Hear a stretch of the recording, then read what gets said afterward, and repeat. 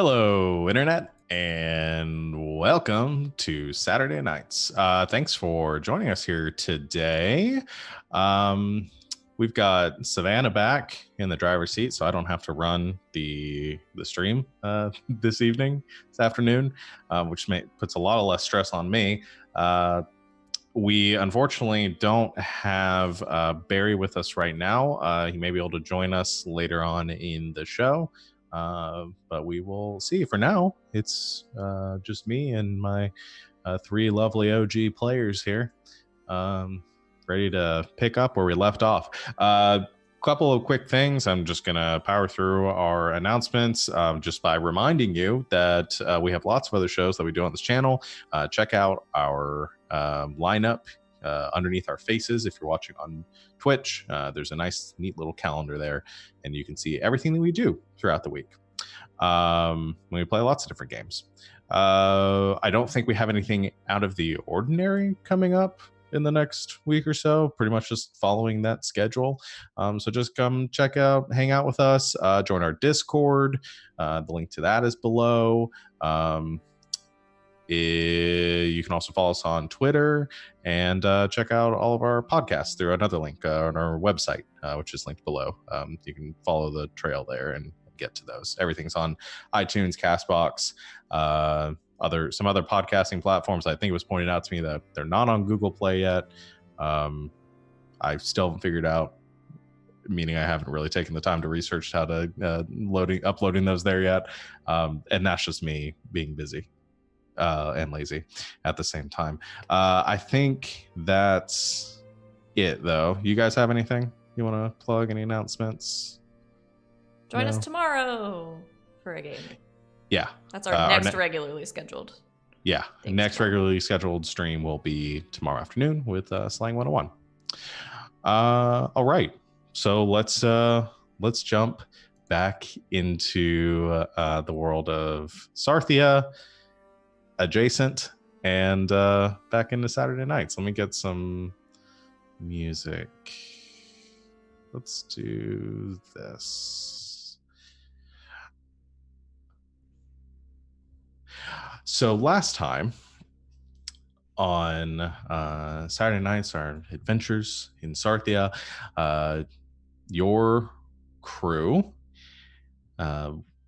witnessed the opening of a rift, of a portal to a world beyond your own, the ancient prison of the corrupted, the fiendish, the undead entities of the planes of that surround and encompass Sarthia, the world of the depths, which was opened due to some manipulations and deception to one of your party members, Chad, who had some connection with this bandit king, which was revealed to you to be his stepmother,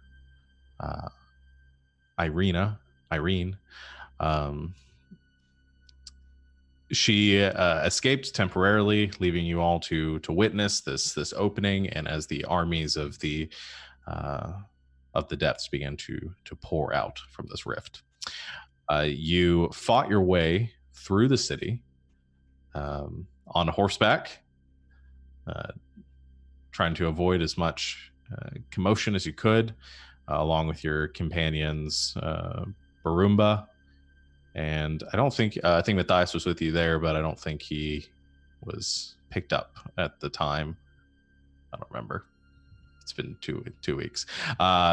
But with your companions, you made your way up to the beacon of the city, where you had been informed by your companion Barumba that it seemed like there was some commotion up there. You found hundreds of these gilded devils that were bowing and facing this beacon.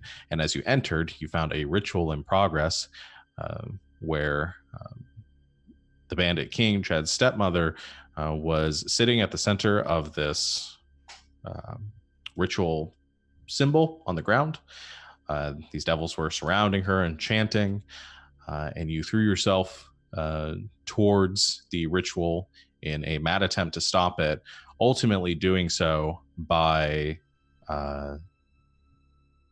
striking down and killing Irene.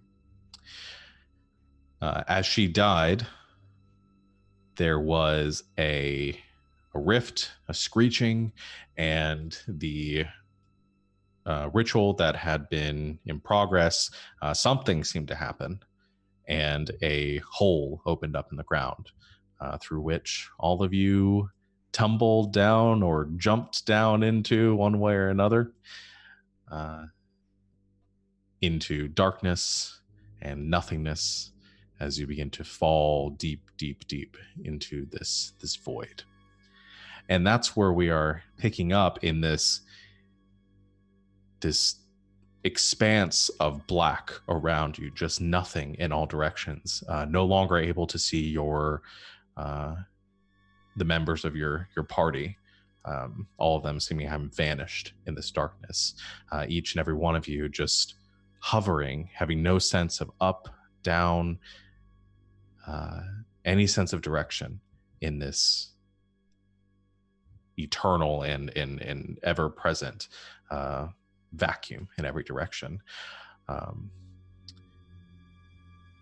it's eerie and quiet. And for most of you, Chad, as you are falling, you feel a sense of this stirring inside of you.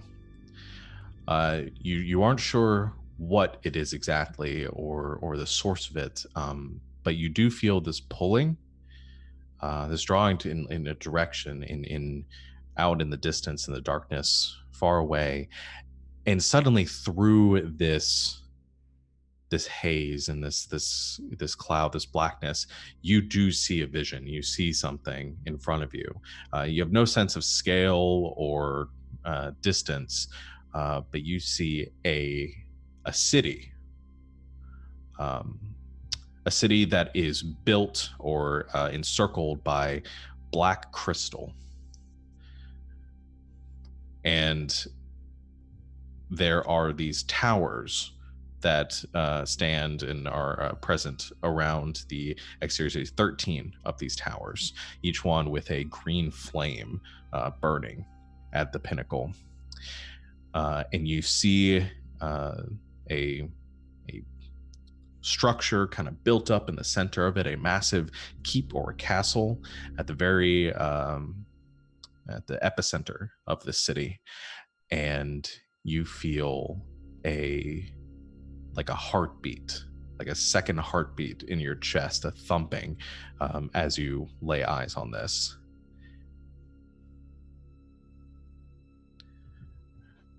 And then it stops, and you fall into that blackness once again, nothing all around you. And then all of you, at the same time, light returns to your eyes, and the darkness sort of fades, and you all feel this intense pain, like you've just been battered around by a windstorm.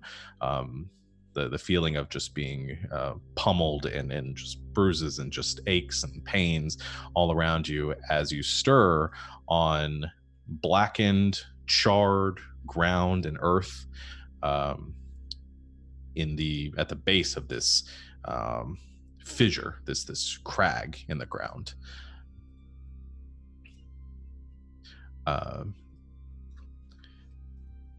And as your eyes open, you look around, you see Jules, Hilda, and Chad. The three of you kind of look and lay eyes on each other. You don't see anyone else.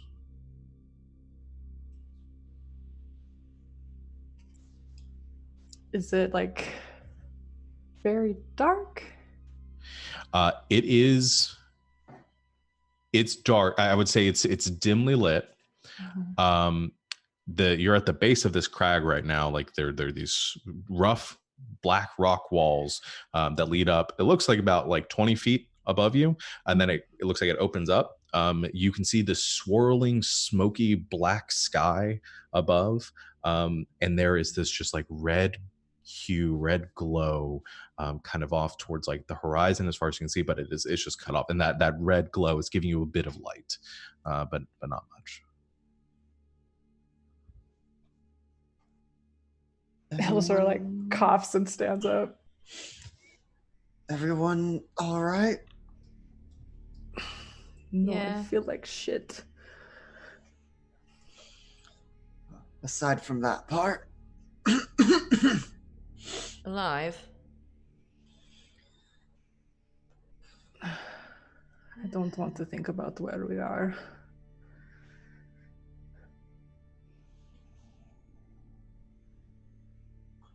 Where is everyone else? I don't know. I mean, it was just blackness, except for seeing that city, but, I mean, other than that, didn't see anyone after we all fell through the hole. The city? You saw a city? Yeah, and I will briefly explain the vision I saw. Yeah, I didn't get that. Well, I suppose this wouldn't be the first time I've had a vision pointing me in a direction, so I guess at least I'm an old hat at that now. Probably have to get out of this canyon first, I guess. Ugh. Maybe we should catch our breath for a bit first. Yeah, that would be good. It's been a long day. Seems like it's only gonna get longer. Yeah. There, at least we should try and rest a bit, catch our breath, mend our wounds. Yeah, wind begins to pick up and a few rocks come tumbling down through the crack, like clattering off the sides of it, and you can see that smoke swirling above you, and there's almost this like howling on the wind, and normally you would, I don't think any of you are, you're used to inclement weather and having that like strong winds and stuff, but there is something just like chilling to it as it comes across, even though the air around you is rather warm and kind of humid. But do you all want to take a short rest before you start moving and exploring? Yeah, that would be great. I think I can try to protect this with what little power I have left. But I want to see something first. And Hilda's gonna try to summon Panger. Okay.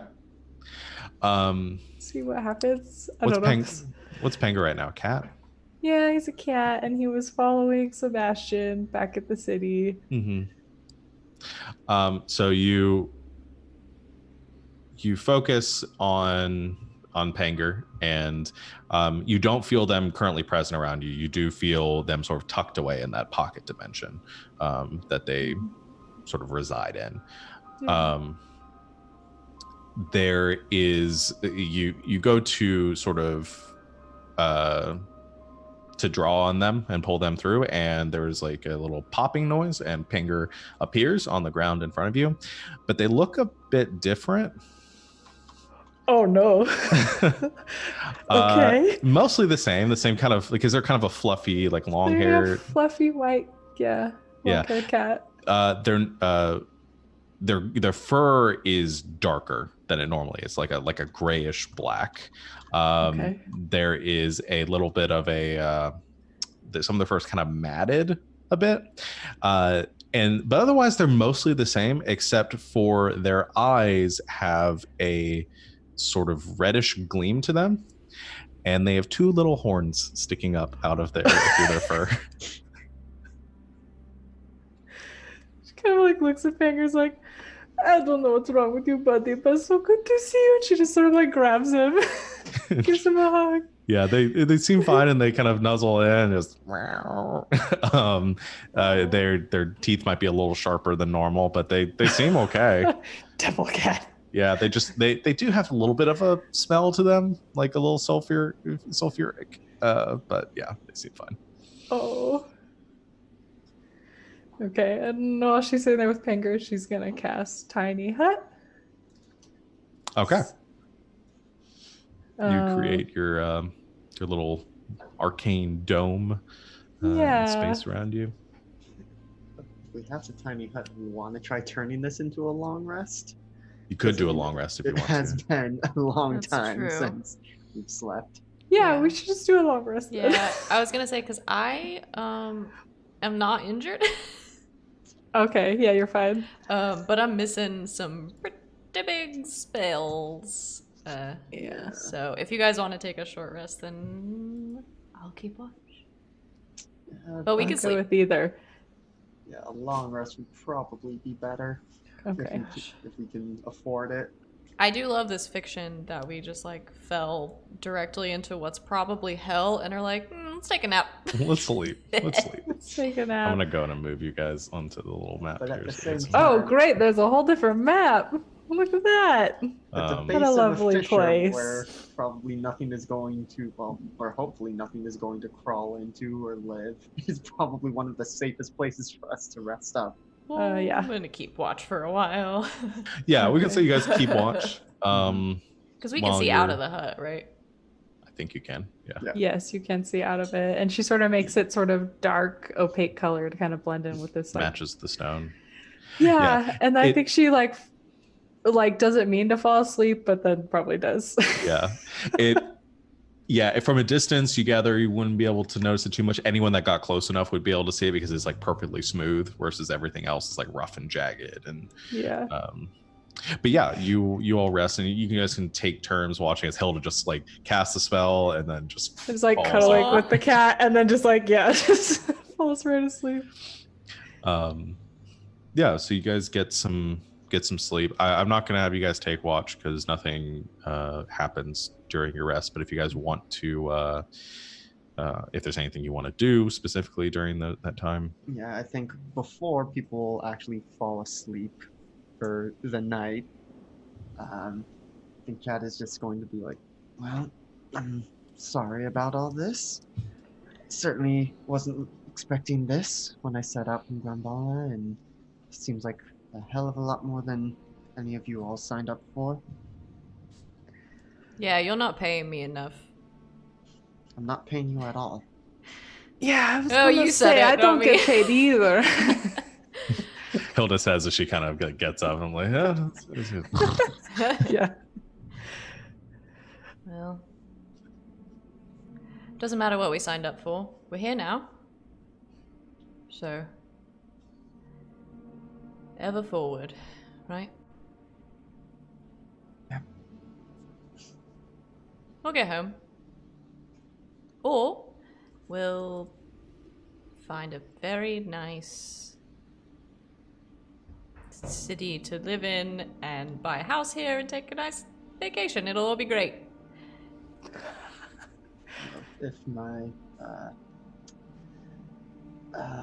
If my wonderful stepmother was telling even an ounce of truth, may the dirt lie lightly on her grave. Yeah, maybe- fuck her. Yeah. Don't I speak guess- ill of the dead, my ass. I guess I maybe am kind of a prince of hell. It's kind of a big deal. Well, there you go. And she said there was something about my bloodline, the descendant of a former angel who became a demon. I guess, Jules, you might know them. Zarya? Do I know that? I know that story.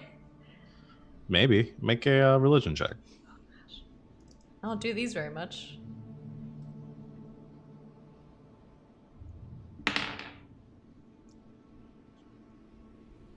Uh, 21. Okay. With a 21, yes, you are familiar with Zariel. their full title being Zariel the Scourged. They are, yes, the legend and the writings of Aricia that were created or crafted after the return of the Pantheon have sort of divulged more like history of the cosmos, and you have probably picked up on some of that just being a religious person. Yes, she was a formerly an archangel of the Pantheon, and they, during the Fall and the Awakened Wars, turned on their own kind, and during the imprisonment and after the wars, when the creatures of the depths and were banished away and everything was kind of swept under the proverbial rug, Zariel was cast out into the depths and imprisoned there, along with the other devils and demons and undead things that were cast down into this prison plane. And yeah, there they have ruled as under the in the sepulcher of eternal fire, under the rule of King Arda the Ashen.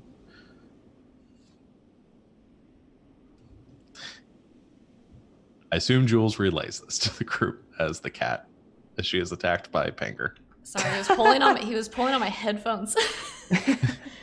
Sorry, buddy. Yeah, I'll tell the story. If the other two don't know. Yeah, I don't think Hilda would know this more religious sort of stuff.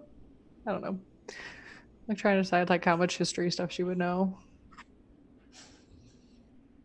But yeah, but listen intently. Yeah, so there you go. It's a pretty good story. If it were just that.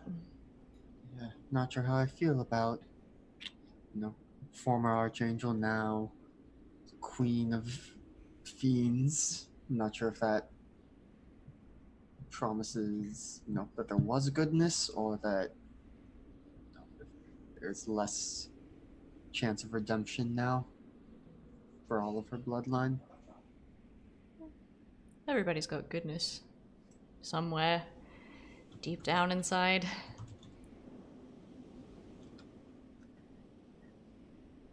Yeah, and I mean, she was an angel. She probably started with good intentions, so.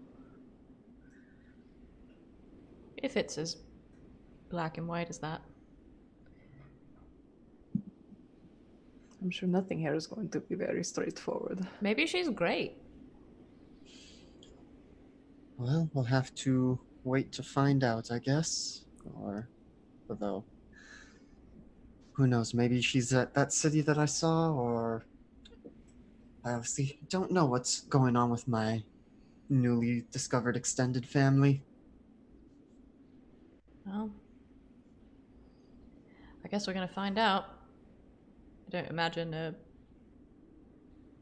someone of the bloodline or something dramatic like that just shows up here, wherever we are, no one knows about it, so.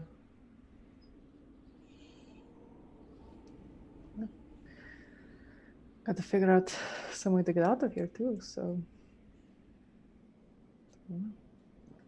Don't know if it's going to get any lighter, but this doesn't seem like it would be too difficult to climb out of.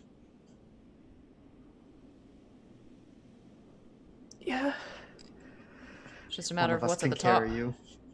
I mean, I've got the spell. I could try to get myself up there, but it wouldn't really help for you guys, so. I imagine you two are going to want to conserve your magical energy as much as possible. Who knows what we're going to find up there, as Jules said. Yeah, some things can't be helped, though.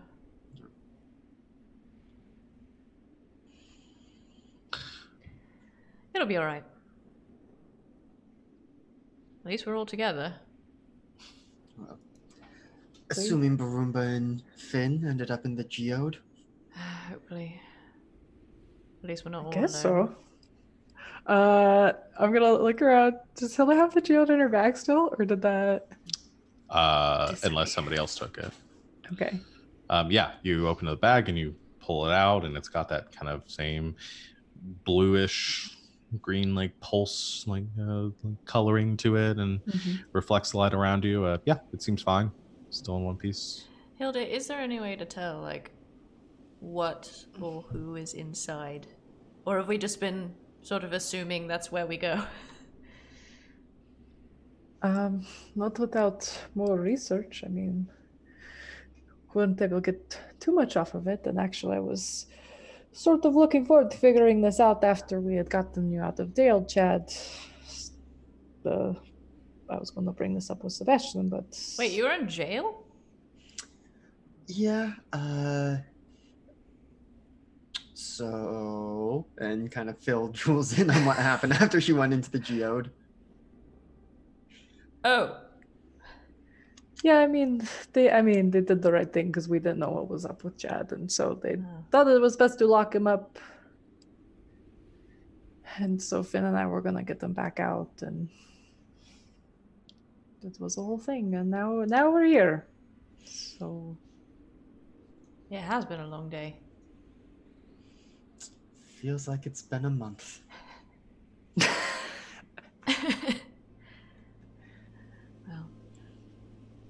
should get some rest. Or try. Don't know what sort of nightmares this place is going to bring. All right, you all your rest concludes. The wind itself and the noise outside sort of muffled a bit from the spell, but you get sleep. It's hard earth to sleep on, and it's uncomfortable,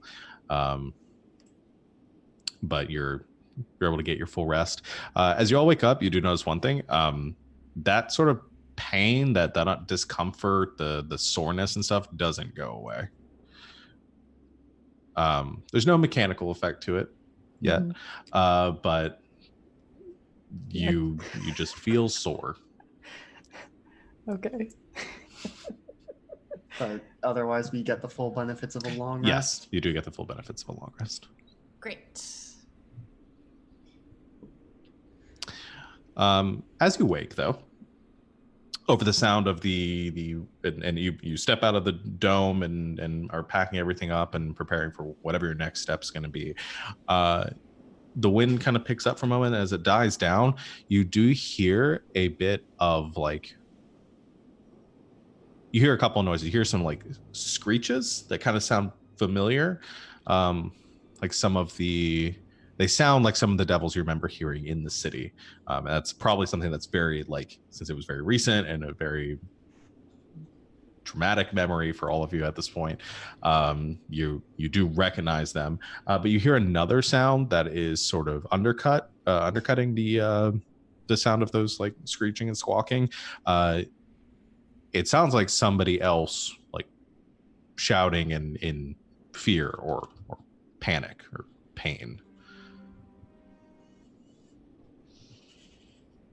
You can't make out words, but you just hear the sound of somebody in trouble. Well, sounds like somebody else is having a bad time too. We try to get up there or just hunker down? Gonna have to leave eventually. Yeah, and if there is someone up there, I don't want to just leave them. All right. Well, I guess we got to go up. Gonna pull out some rope out of her bag. Yeah, so like I said, the top of this crevasse here, the bottom of it is only about like 20 feet. So it's not very high. Way smaller than I thought. Yeah, it's not very high up. It's just narrow and it's blocking your vision of anything else up there. So it's not hard to climb because it's so rough. And I think with the athleticism of Jules and Chad, the two of them are able to to get you up out of the cliff. I'm not going to make you guys roll for it because Perfect. if we just get stuck here for the rest of the game, that would be terrible. So you, This is where we live now. It's a bottle episode. yeah, you all pull yourself up to the top with Hilda being dragged up last. Yeah, she's could climb okay, but not as good as Yeah. y'all. Wow. And you all stand on your feet, dusting off the ash that sort of blankets this landscape, and you're finding it is actually beginning to sort of fall from the sky like snow. And you can see this expanse of mostly flat land around you, with the occasional cracks in the ground and other crevices. Is this one that you fell into appears to be part of a much larger fracture that runs across the landscape. There are tall, jagged spires, sort of unnatural constructions of the land that are piercing up from the ground, almost like two tectonic plates like slammed into each other and then broke all the ground, sort of fracturing upwards. And that sort of cuts across the landscape too. You also notice that unlike the fissure that you all camped in overnight, there are other fissures across the ground that have red glow emanating up from within them, and you see occasional spouts of flame shooting up from the ground all around you in different intervals and different places across the terrain. And all of the flames and these spouts and these geysers are shooting up this black smoke and ash into the air, which is what is swirling above you and then beginning to drift down as well. But the noise, which immediately catches your attention, is you see not too far away from you, maybe about like 40 or 50 yards, there is at the base of one of these large spires that's coming out of the ground, you see 5 of those the smaller like spined or the barbed devils that are that you remember seeing in the city. Sorry, the spine devils that you remember seeing in the city that are currently perched and kind of flying in the air, encircling a smaller figure on the ground. That is appears to be wearing a sort of a black robe and waving a knife in the air furiously as these creatures are swooping down and like attacking and they're slashing across this person. And this individual seems to be the one that's crying out in panic. Well, let's get over there, shall we? Right behind you. Okay. Phil's gonna pull out her like crossbow. All right. Dun, dun, dun, dun, dun, dun. And the 3 of you go running into the fray. Let me get some more action music on. What That is works. the range of the rifle, and about how much ammo do I still have for that? Oh my god, I forgot you had a gun. Oh god, I forgot you had that too. I don't remember. Like I just keep showing up for games and having to go, wait, someone has a gun? Yeah. You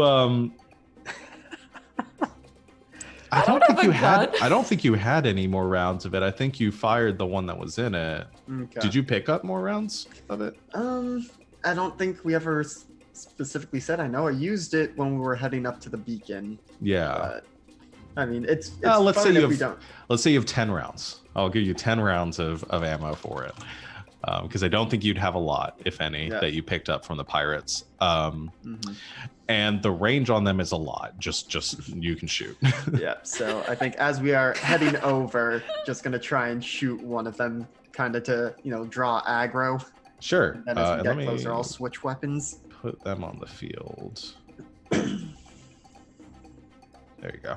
Gonna have to find a fiendish smith who knows how to make bullets. Never know. Ooh. If anyone invented guns, it was probably someone here. So let's go ahead. Hot Right now? takes. Yeah, this is where Sadell went. Aww. This is his vacation Oh no. spot. Yeah, go ahead and make an attack. And the three of you can make can all make Yeah, attacks. I would like to shoot with my crossbow. That's going to be a 21. And then I think I really should just add this in on my sheet somewhere. What is the damage on a rifle? 2d10. All right. All right. I'm using all my reddish dice now that we're in hell. Yeah. Ah, nice. Well, Ooh, I should get rid of red one. that wasn't great on the damage. That's 4 piercing. Okay. 4 points of piercing damage. Did you add your dexterity to that too? I have 0 dex. Oh well, yep. Makes That sense. would do it. So yes and no. So you fire the gun and there's a loud crack and you see 3 of these creatures just kind of stop in the air and immediately turn their heads in your direction, and one of them takes the bullet, clips them in the wings, sort of spin in the air. They lose a couple feet of altitude, but they maintain their height. And so then as we because you said we were pretty far away, so I'm not going to be able to get close enough with to use the javelin. Probably not just yet. Yeah, I think I will switch over to my light crossbow though, rather than using more ammo. bullets. Sure. You've definitely drawn the attention of a good amount of these creatures, though. Yeah, so then gonna try, because I have 2 more attacks this turn. Oh my gosh, you monster. Yep. Get him. But because I think the light crossbow is still loading, but that's only an 11 to hit with the crossbow. That does not hit. Yep, so that shot whiffs, and then I think I'm just going to so shot with the rifle, stowed it, light crossbow, shoot, stow, and now I just have my shield out and the javelin, return javelin at the ready. All right. Jules and Hilda? Yeah, if we're still pretty far away, I guess I'm gonna eat my fucking words and pull out my crossbow that I have. And fire off a shot. Sure. Yeah, we're all shooting with our crossbows. It's not gonna at go him. well, but well, I've never used this thing. It's not even in my sheet. Oh no. 16? 16 hits. Eat that. -1 dexterity. Wait, do I have more dex than you guys? Wait. Oh, I'm sure you do. So my damage is -1. So 2 damage. 2 damage. All right. I'm going to say that's the same one that Chad hit, because that one would be kind of stopped and it'd be an easier target right now. Don't want to burn a bunch of spell slots. So yeah, that's where I'm at. I'm just going to keep running until I get close. Hilda, you doing anything? Yes, I would also like to shoot. Let me roll to attack. I've also got a light crossbow, so maybe wait until I get a little bit closer though. Okay. And then it's also going to up, but it's very rusty at this. Only rolled like a 8. Yeah, Dang that it. misses. That was pretty bad. Yeah, so you also fire your light crossbow and another Pew. bolt goes wide. Okay. So at this point, you're all running in and some of them begin to swoop down in your direction. And at that moment, Hilda, from your bag, there is a crack and a bit of lightning surges from it. And we're going to take a quick break here for a second because Barry's going to be joining us. So we'll be right back, just like in 1 minute. Un momento.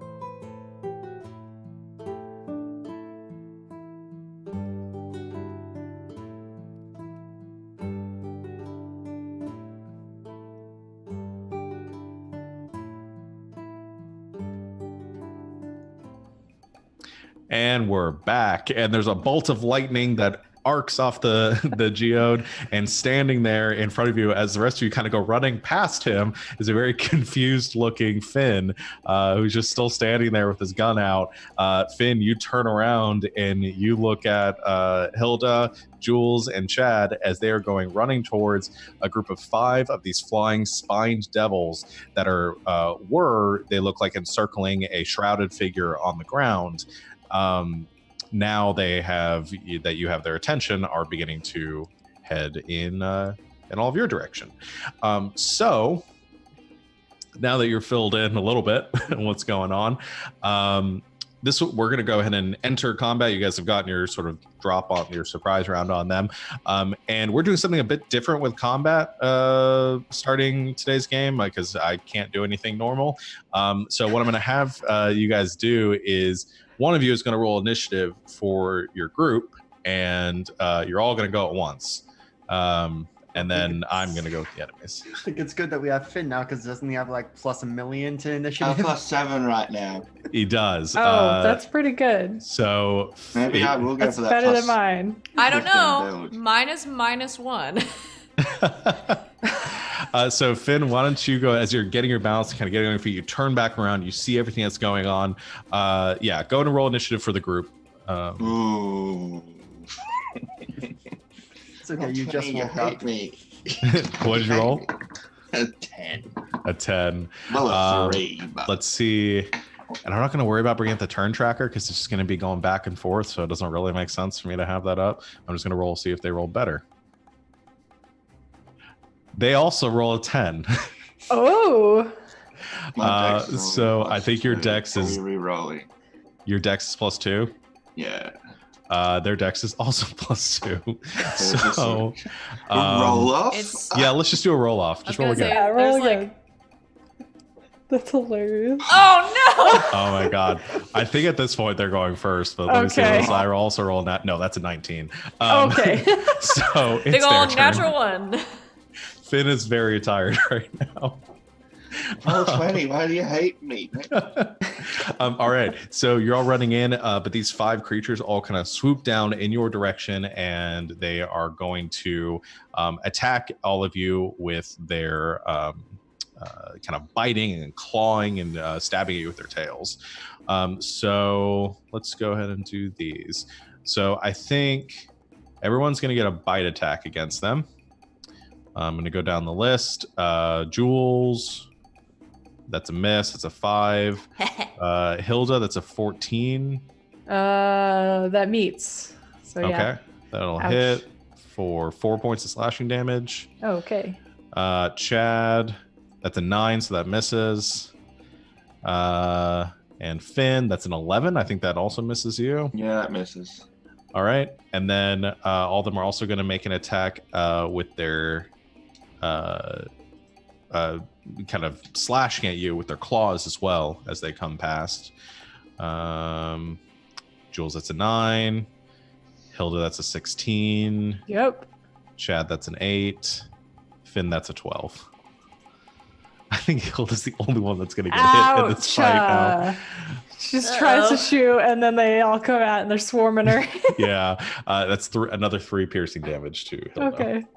And one of them goes down towards the cloaked figure on the ground and just continues to bite and claw. Actually, kind of grabs onto their shoulders and starts to try to fly away.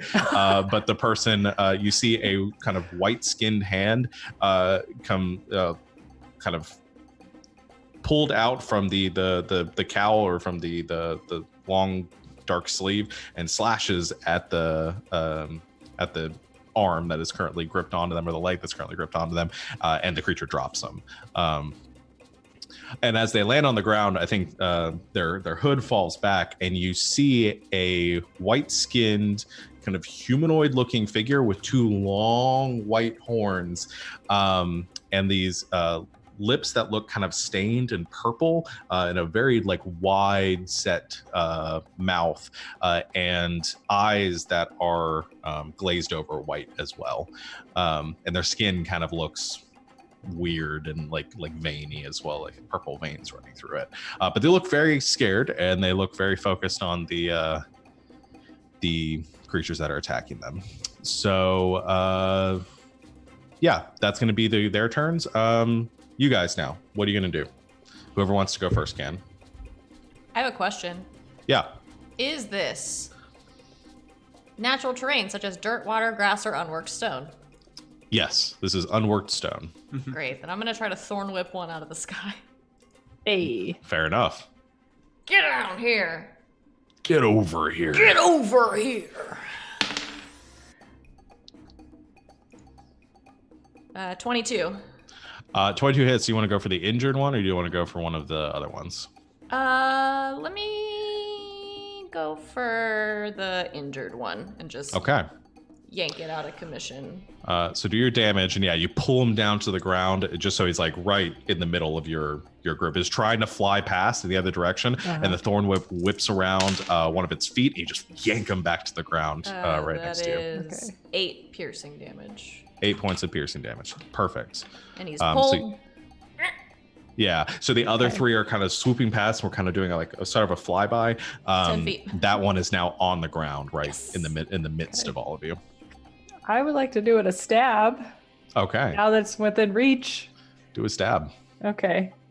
Is going to enchant a little bit, and her. Well, I think it's a short sword. No, wait. Yeah, she has a short sword. Okay. It sort of like glows with this sort of green light as she casts Green Flame Blade on it. Ooh, nice. Okay, so that is. I'll say it's prone, and you have advantage on it too. Oh, okay. Let me roll again and see. That was a little bit better. That is a 16 to hit. Yeah, that'll hit. Okay, and then the short sword does 1d6. So it does 8 piercing damage, and 7. No, wait. Did I set that up now? No. Okay, and then 7 fire damage. Okay. And then is there another one within? Hang on, I should click on the spell and see, because I know it jumps to another one if they're close enough.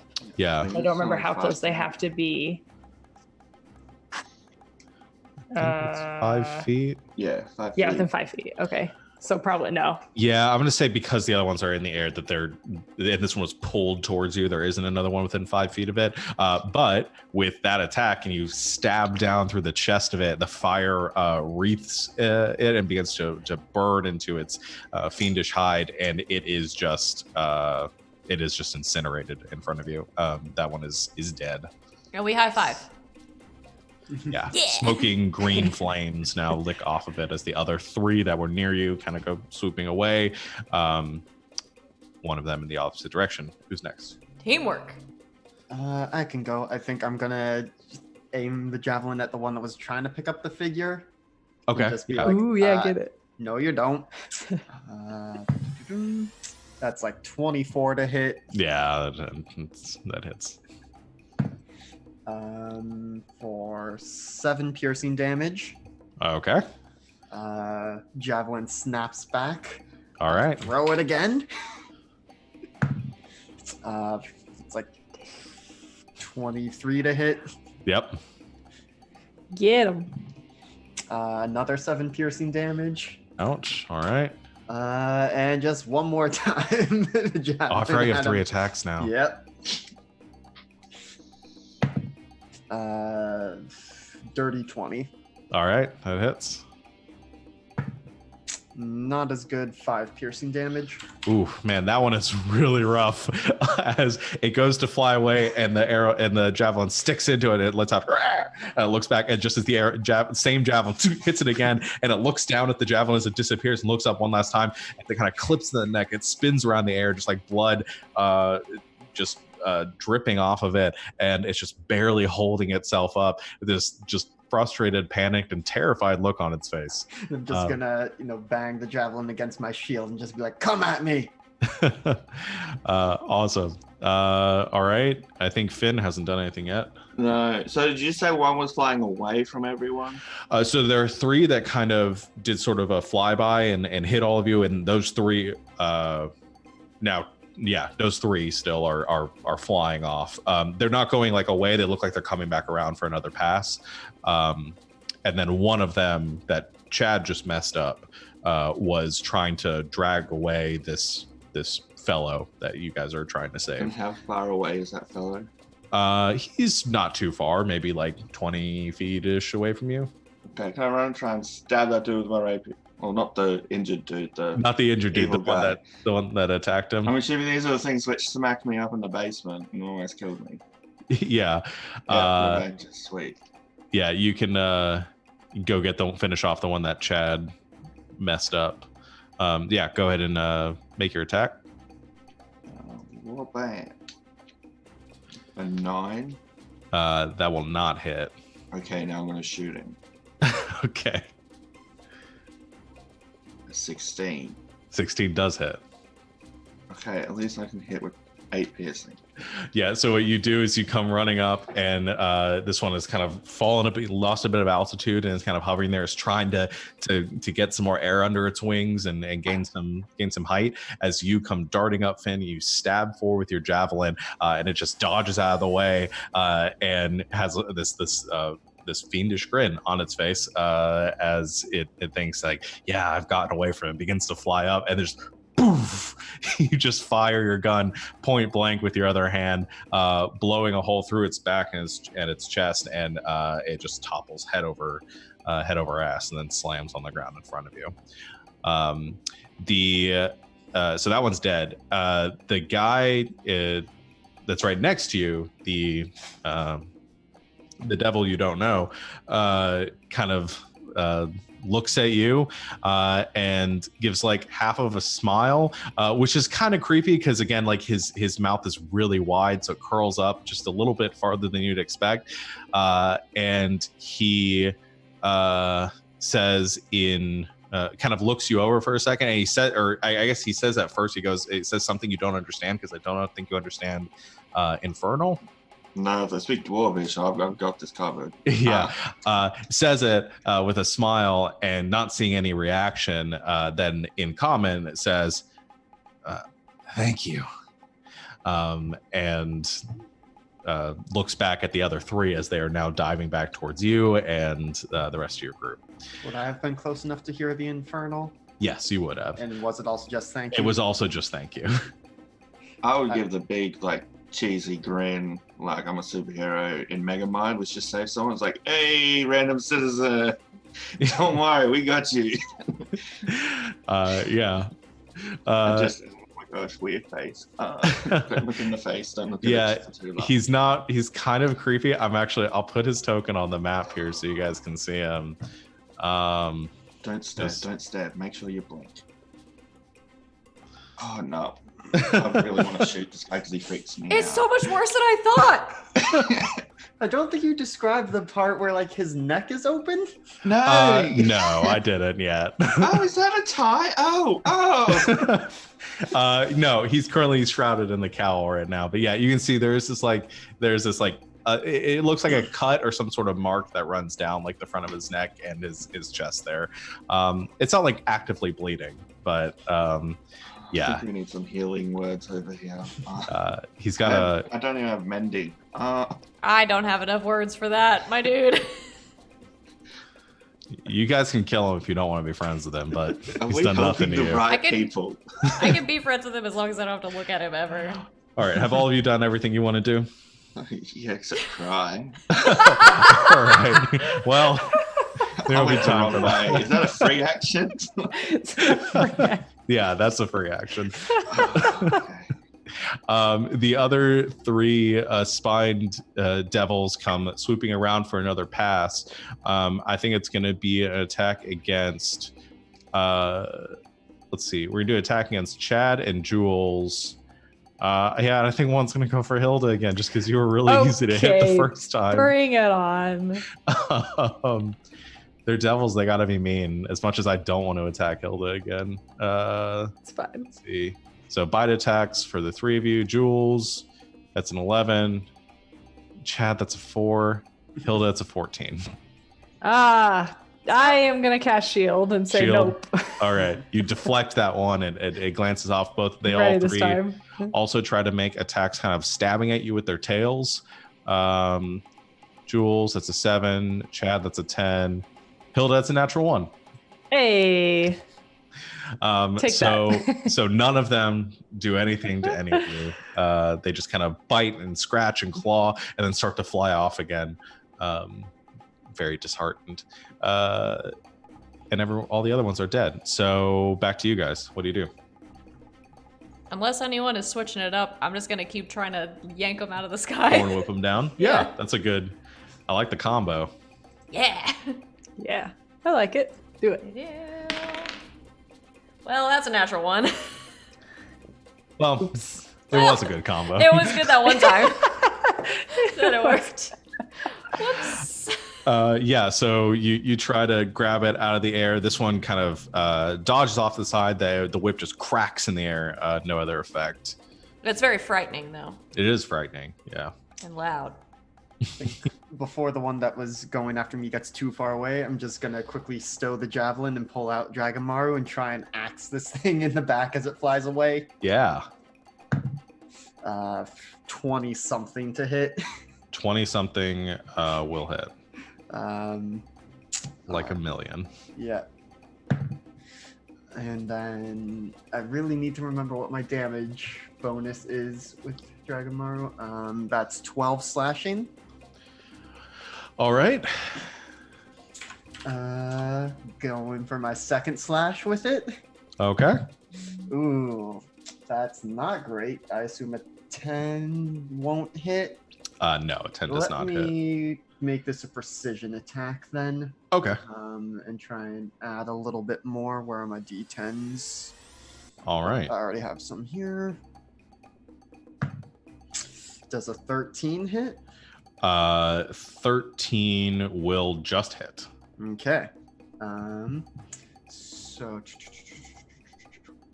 yeah, okay. So don't get a bonus damage from that maneuver, but that's fine. That's 6 slashing damage. All right. That one's still up and not looking great. And my third attack. This one will kill it. If Get I it. hit. Not with another 10.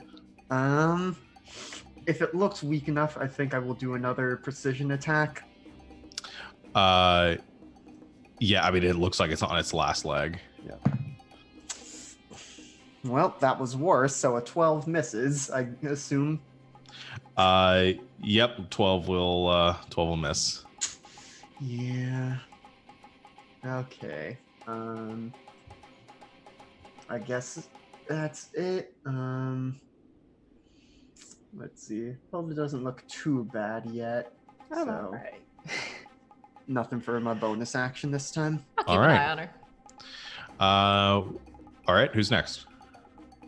Does Hilda need something on the ground to hit? No, I got a crossbow. I was like, I just missed the first time. oh. But if you get one down on the ground, I'd appreciate it. Yeah. Let's do this because I've never actually used this spell before. Earthbind. Oh shit! I I'll love choose this the spell. one that attacked Hilda because then I can see a small fury unleash on something that tried killing him. Okay. Yeah. Release So the anger. it'll make a Nice. strength saving throw. Yes. Oh, 17 needed. That's a fail, even with advantage. That you see this one that is trying to fly away, and some of these little like golden chains kind of come shooting out of the ground and wrap onto it, and then just drag it straight down to the earth. And the creature's like trying to fly up, but it just can't leave the ground by more than a few inches. I'll turn back to creepy smiley dude and be like, "So, come here often?" And just just shoot the shit. Just we'll talk while they're off dealing with them. All right, love it. Anything? Okay, so that one's on the ground now. Has everyone taken their turn at this point? Or no? Hilda, No, you I'm have. gonna run up and stab that one now. It's on the ground. All right. Which is it? Is it restrained? Let me see. Okay, no, it's just like on the ground. No, it's just not on the restrained. ground. Okay. Yeah. I just can't move at all. Okay, It can still attack, but it can't fly or walk. okay. Just For a gonna minute. do the same thing as more green flames around her sword. That is, let's see. I forget what my. That's like 19 to hit. That'll hit. Okay. All right. So it does only 4 piercing. Okay. And then 3 fire. All right. So 7 points of damage. Yes. Nice. Nice. All right. Anything else from anybody? Should we make up bonus action shoot something? Yeah, you could bonus action shoots. Oh, You mean with? Oh no, you cast a spell, didn't you? Yeah, that's why I'm liking. Bonus. I don't know how attacking. I think it just works. Yeah, I think it just is when you make an attack with your action. I don't think you do it when you cast a spell. But you, as you kind of go to shoot the shit with your new friend over there, gives kind of like is paying attention halfway to you and sees the creatures over there and just like holds up one very long 3-jointed finger with like this claw at the end, just the universal sign of like 1 second, and then you see it like appearing from underneath his robe, just appearing in his hand, a steel knife or dagger, which he then hurls in the direction over next to Hilda, to the creature that's on the ground. He's going to make an attack roll against that one. That'll hit. And that'll be... Hold on, how many d6s is that? All right. I'm not going to lie. Part of me thought, is this fucker stabs me, I'm gonna be pissed. 1 second, stab. Does 16 points of piercing damage to the one on the ground. Dang. The sneak attack as the dagger sinks into the neck of that creature, and it's just dead. It just dies. No fanfare. No fanfare. A little blood splatters out of the ground. It dies. I'd trust this guy with my life because he's a rogue. All right. A sentence no one has ever said in their lives. In their lives, no. A sentiment shared by no one. The other two, I think they GTFO at this point, because they're down to 2, 3 of them dead. You guys have just eviscerated those without any sort of resistance. So they just start to fly away. You guys those of you with ranged attacks, can make attacks against them if you want. Yeah, gonna take some parting shots with the javelin. Sure. Okay. That was not going to. Okay, that is so many d20s that have done 2s. So a 9 does not hit. No. Yeah. I mean, if I'm close enough, I'll try to whip one of them. Whip it. Yeah. Maybe let Chad get a good stab in. Ooh, that's a lot. 28. 28 will hit. That's 5 piercing damage.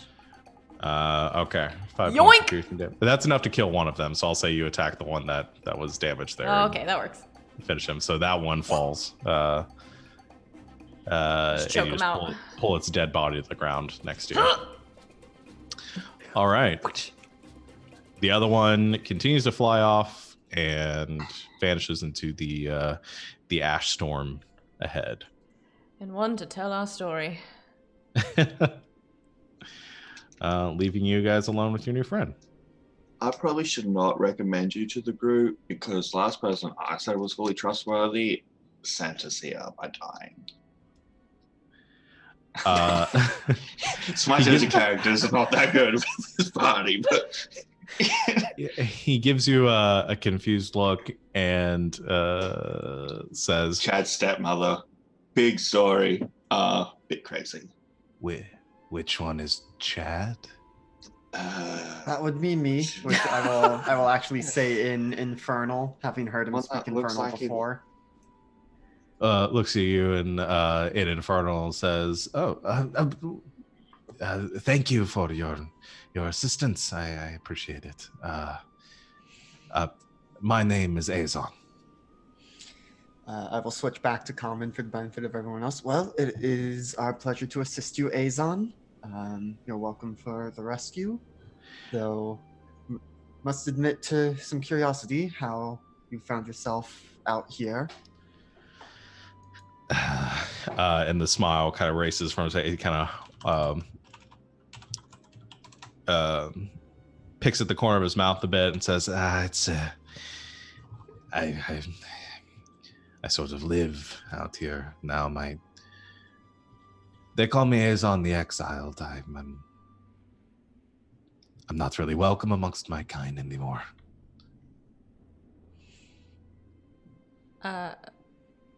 Well, you live here. This seems sort of appropriate to ask you. We've been making a lot of assumptions up to this point.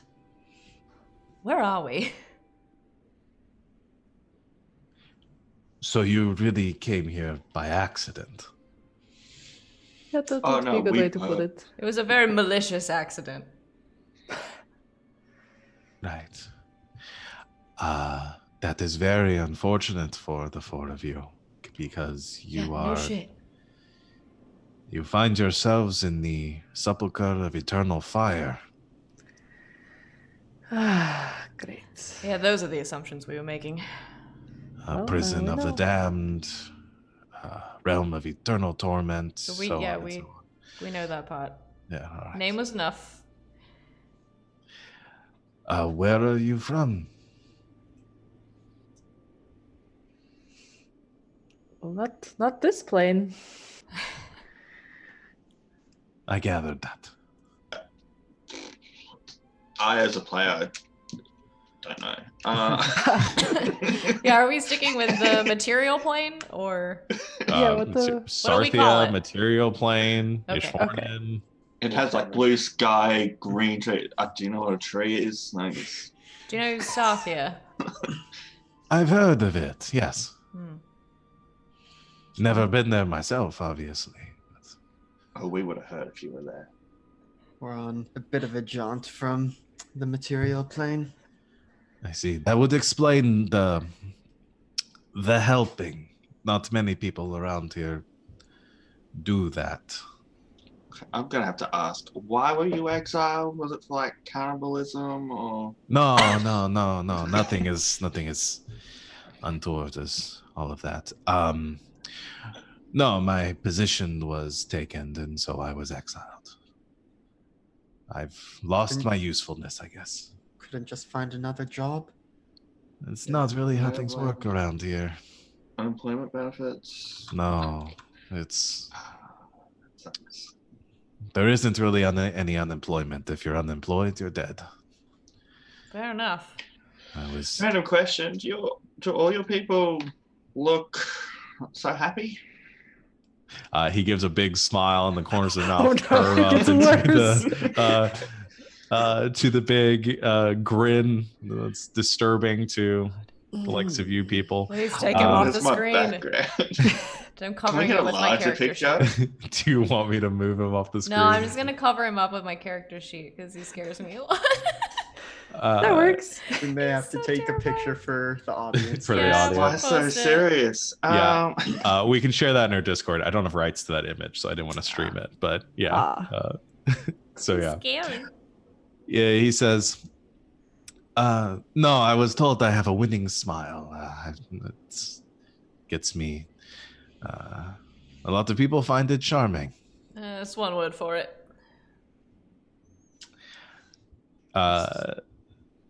The smile fades a bit, and he says, so you finding yourselves here, mortals like yourself, you might be okay, points at you, Chad. It says, the rest of you, you're not going to do so well here. No, why's that?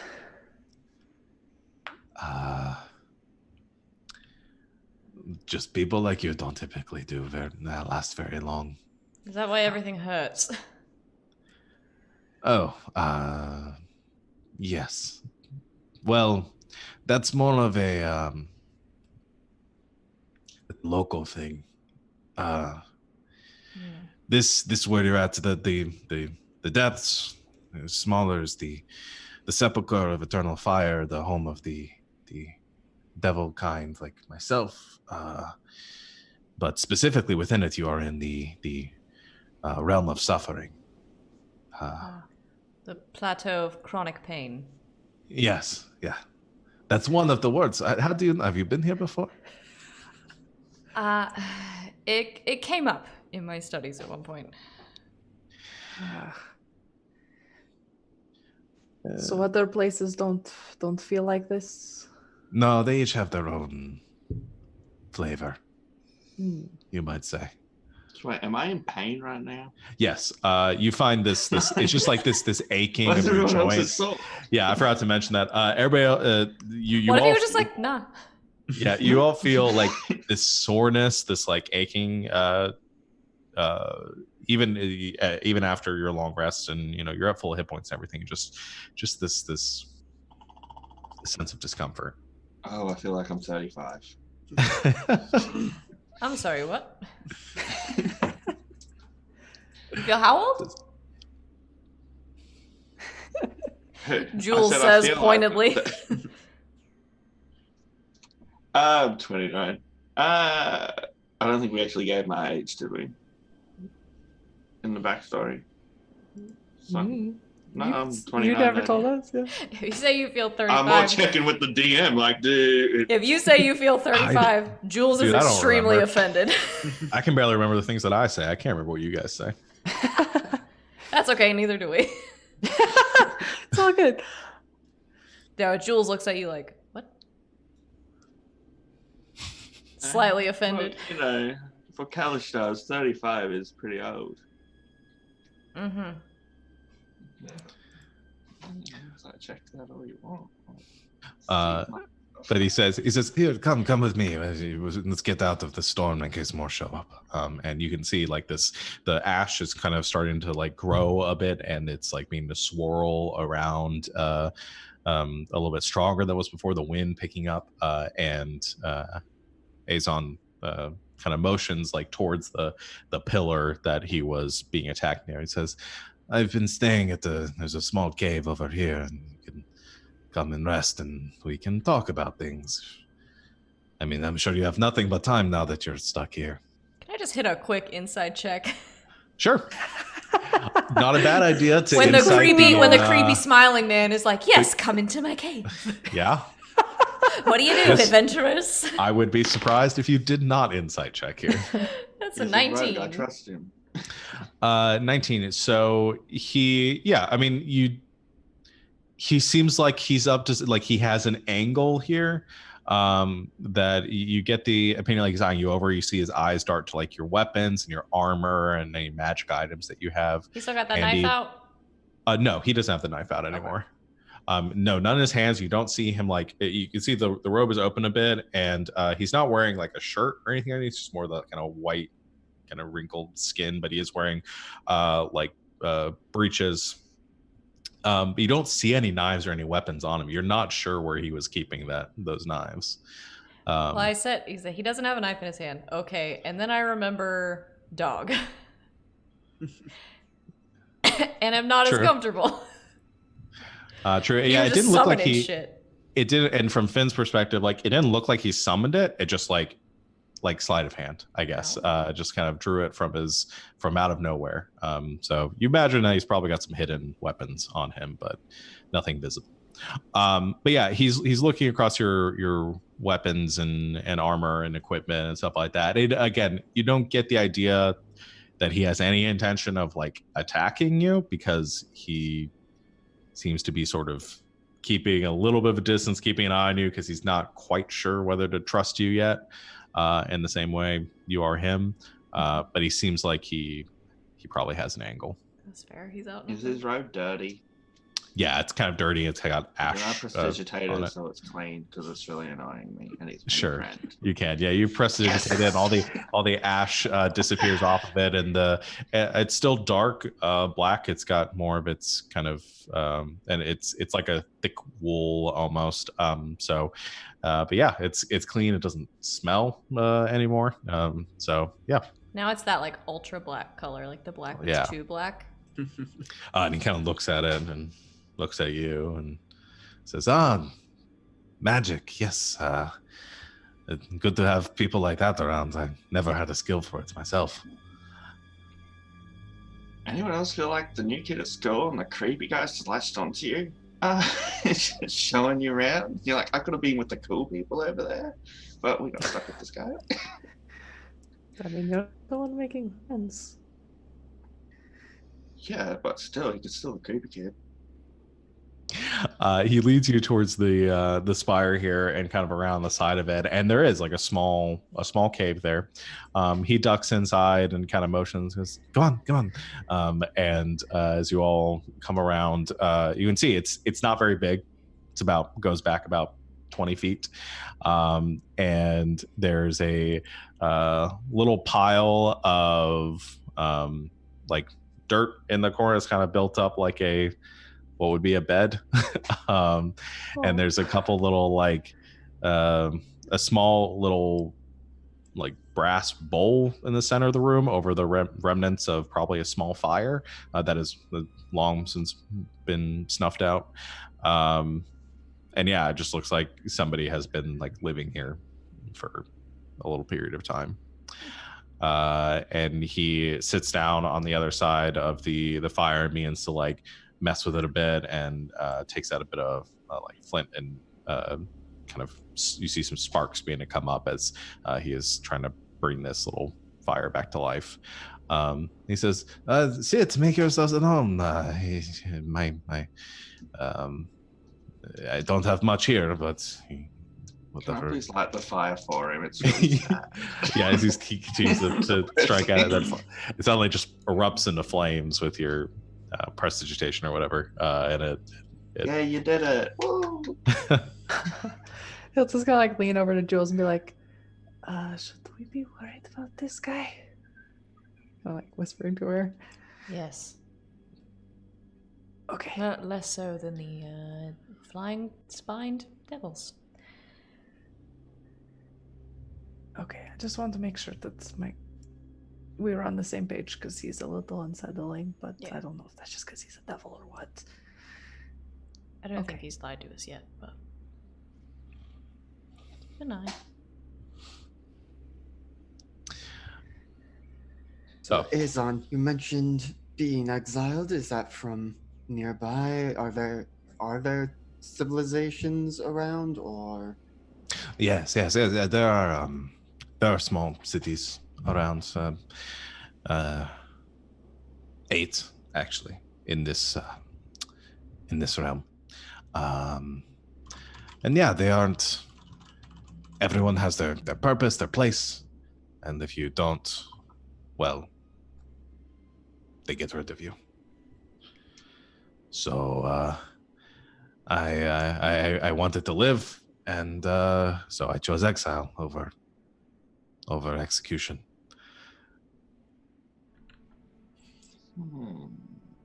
Fair enough. And most choose death. So I guess living out here doesn't look all that hospitable.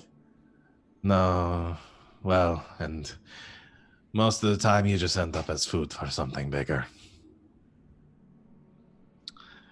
But you seem strong, seem capable. You killed the small ones pretty easily, so maybe you'll do okay here. Well, hopefully we won't be here long. Really? You want to die? Jeez, Jules, it's... No, I.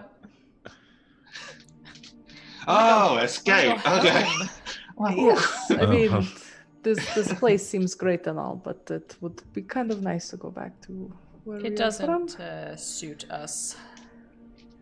That's well, that's a fine goal to work towards. I'm sure many have the same, but there's not really. It's a prison for a reason. Prison with a giant hole in the wall now. Part of the reason we're here is because someone opened a tear from this realm to the material plane. Really?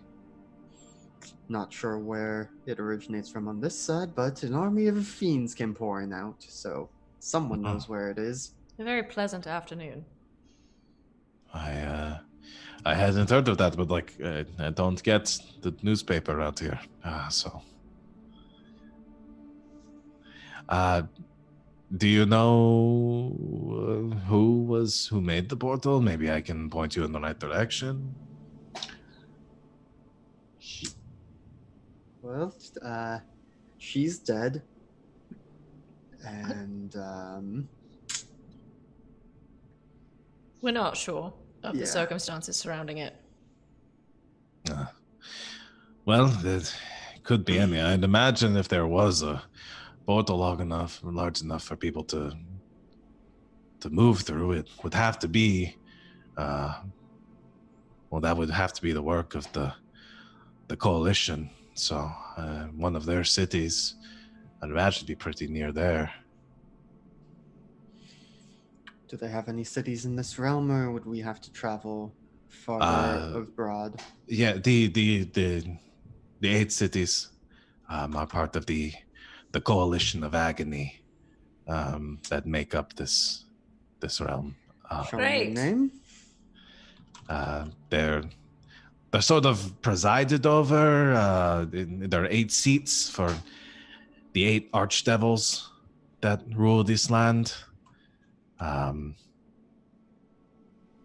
do you become one of them? Kill the old one. Oh, so if we kill one, we get a spot. Well, you have to. They die, and then there's a process. They're appointed by King Arden. Okay. But So, closest city.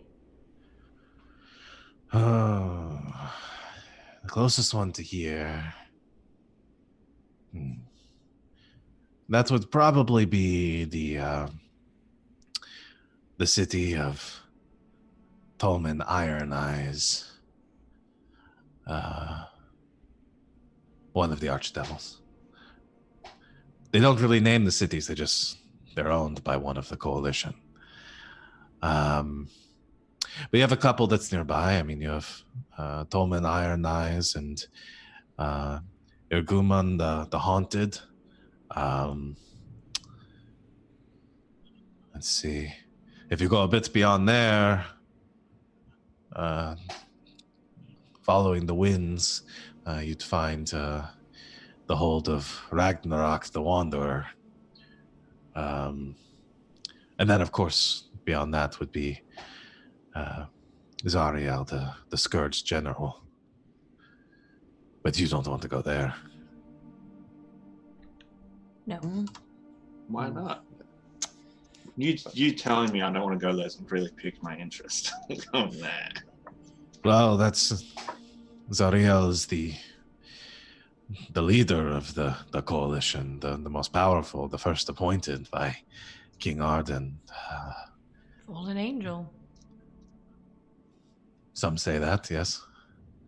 But the largest standing army of the Realm of Suffering is based in that city. You'd have to fight through hundreds, thousands even, just to get there. Okay, maybe another trip then. Unless you're looking to make a more peaceful approach, but... Yes, is everything fighting here, or there are peaceful discussions? There are amongst there's negotiations and some more subtle means of conquest between them.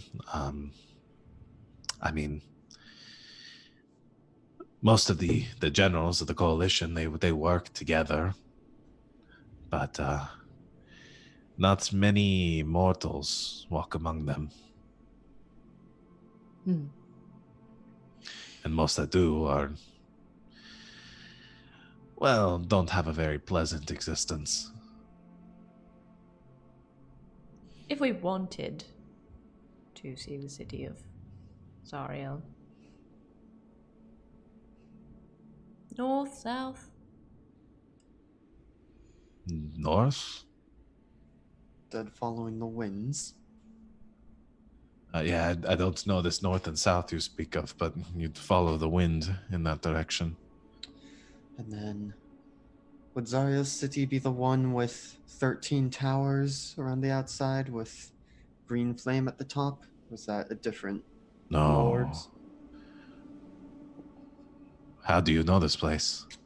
Saw an image of it once upon a time. I've never seen it myself, but what you describe sounds like the Black Nexus. That is a place if you... You'd much rather go to the hold of the Scourge General than to the Nexus. If you could make it there, that's the seat of King Arden the Ashen. Oh. Now, if he died, do we automatically get his spot? If he died, that would... First, you could do whatever you wanted because you'd be the most powerful creature in all of existence. Okay, here we go. So yeah, But- sounds like you get a spot. If he died, that would most likely spell the death of the end of existence, the end of the balance here as we know it. I'll explain. He takes out like a stick and he draws like a big circle on the ground. And he says, this is the depths. Just, it's bigger and doesn't really have an end to it, but just imagine, you know? And then he draws 3 lines, sort of bisecting it into like 3 equal pieces.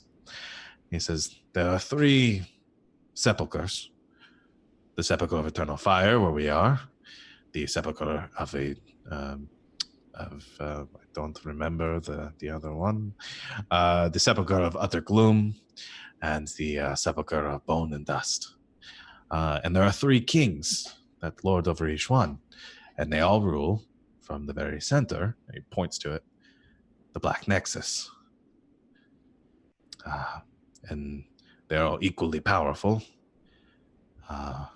And command the hordes, the legions that dwell within each one of the 3 sepulchres.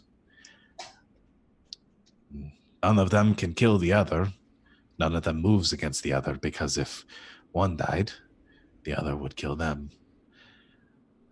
And this balance has existed since forever. Okay, so we'll put that on the possible maybe list. And if you're strong enough to be contemplating such a thing, then maybe I underestimated the 4 of Have you. you not heard the story of our group? We're pretty amazing. What is your group? What is our group? That is such... What is our group name again? Right We now, were we're all the- just waiting to see if you remembered. Vagabond something, it's Thin and Co. The hope of vagrants.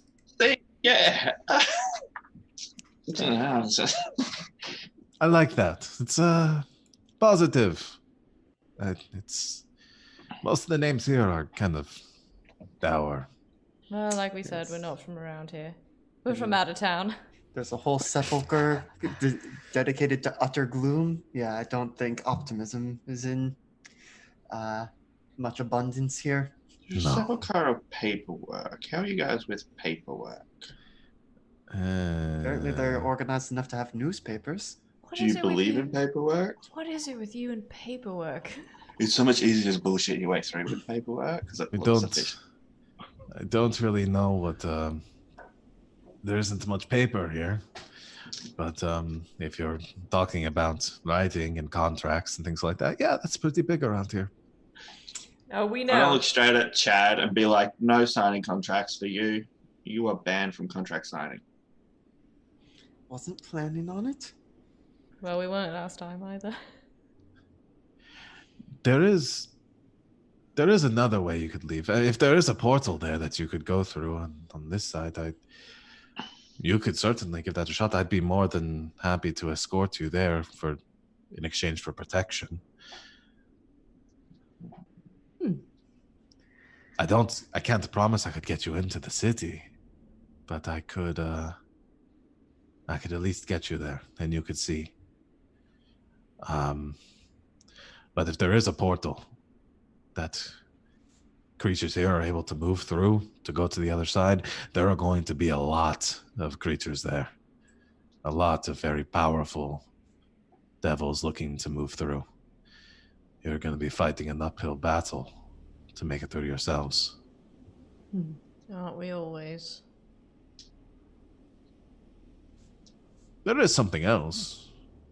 It's equally dangerous and equally stupid, and I would not advise it under any circumstance. And it may not even be true. But we don't get very many mortals here very often. Most that do die pretty quickly or are captured. And, well, you can probably imagine the sort of things that a bored devil here gets into with living flesh. Game of Monopoly. That's one of the most terrible methods of torture that they implement here. Yep. I don't know how you learned of the ancient secrets of Monopoly, but it's terrible. Well, then I think we should avoid getting captured, because... But there is somewhat of a legend of a means of that one creature took long ago to escape this plane. And like I said, I don't know if it's true. But in sort of my mother told me this. It's sort of a bedtime story. But there was a devil once, a lowly creature, not important or notable in any means, wasn't born into a position of power. But they grew strong. They fought again and again, throwing themselves against more dangerous foes, until they grew strong enough to take on one of the archdevils themselves. They fought and killed one of the devils appointed by the Ashen. But they didn't stop there, and they didn't claim their seat. Instead, they left to another city where they killed another archdevil. And when they had claimed the heads of 3 of the archdevils, they were summoned by King Arda the Ashen, who, realizing the power of this creature, recognizing their strength, banished them from the depths, sending them to another plane, a place of bounty, greenery, blue skies. Not too dissimilar from where you come from. Maybe even the same place. This Sarthia.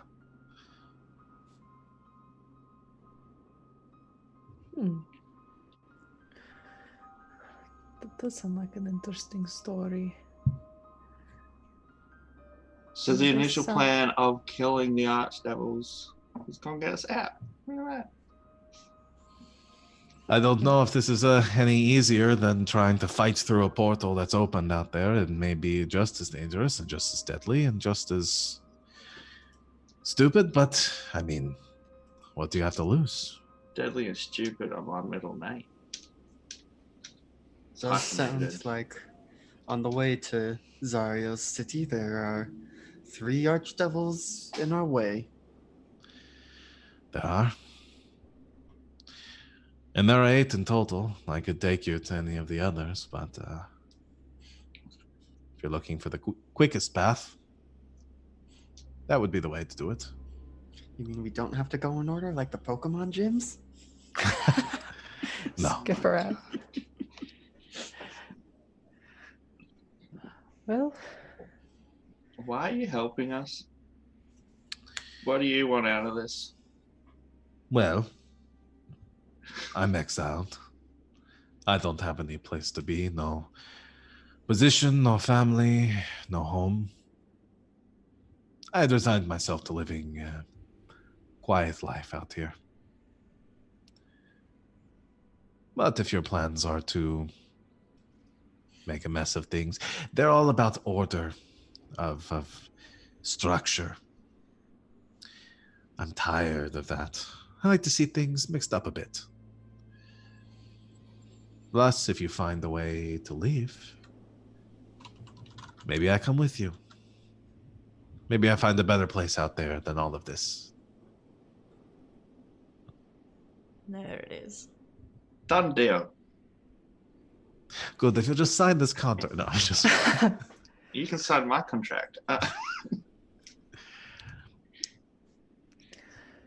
mean, this would be very helpful in getting us out, and I don't see much of a problem of us helping you in return. But how do we know we can trust you? We've only just met. I don't know if you have any other choice, to be honest, but my first advice to you would be don't trust anyone here. So, don't. You all seem like nice enough people, but I don't really trust you either. But it seems like we have similar goals. Ouch. The enemy of my enemy is someone who will murder a bunch of people with me. No, I wouldn't exactly murder. I mean, that's what we would be doing if we got rid of the archdevils. Depends if they attacked first, then it's self-defense. And if there's actually a prison, well, technically it is punishment for them. Yeah, I can get by with that.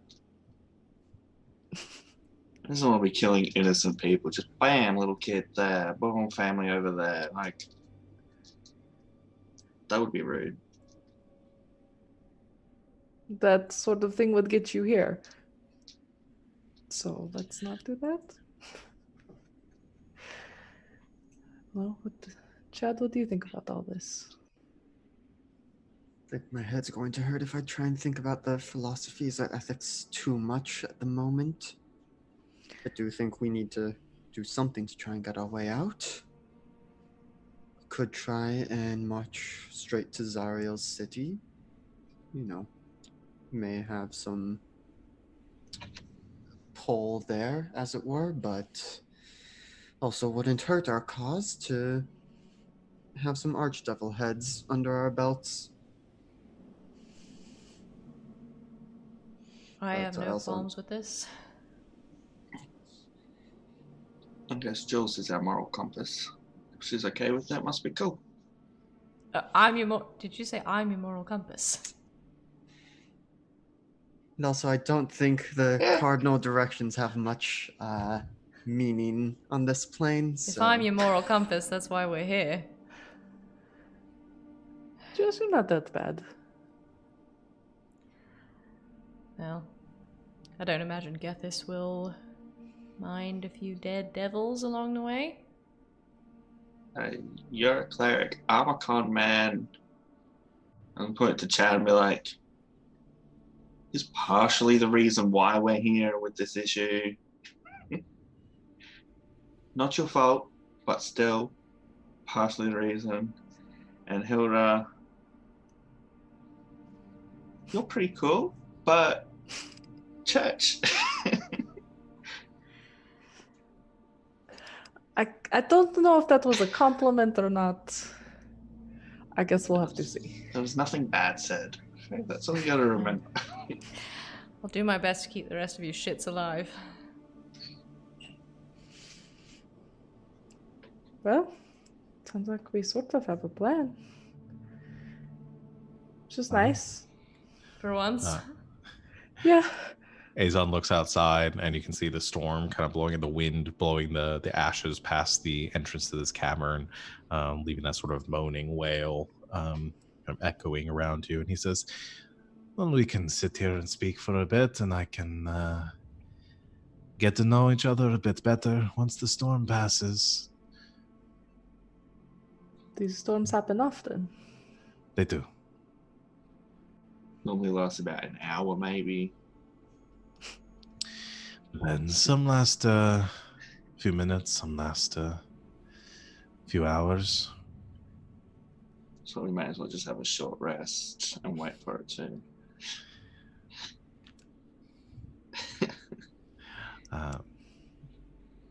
But once it passes, we can leave and see where the winds take us. Right. All right. With that, let's go and take our break. Oh, okay. So hang out with us in the chat for a little bit, and we'll be back in a few minutes.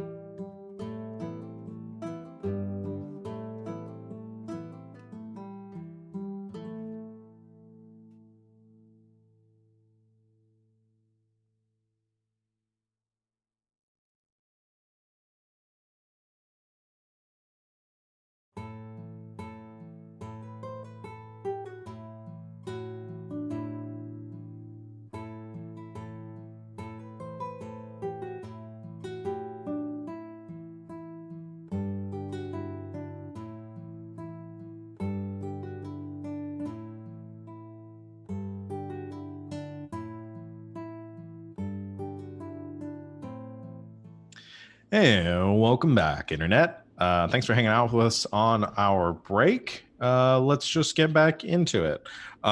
So the four of you hang out with Aeson for about an hour, enough time for a short rest if you need it.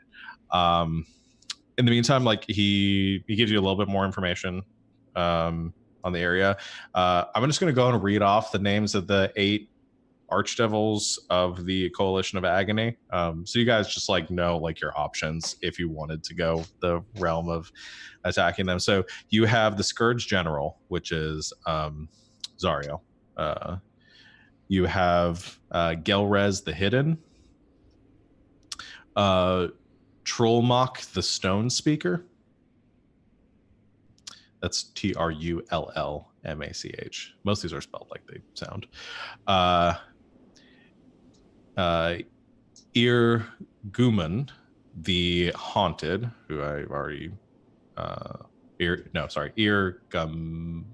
Why did I spell? You may just want to spell that one because you just said most of these are spelled like they sound. Ir Gamoon. That one is terrible. Also, you made up these names.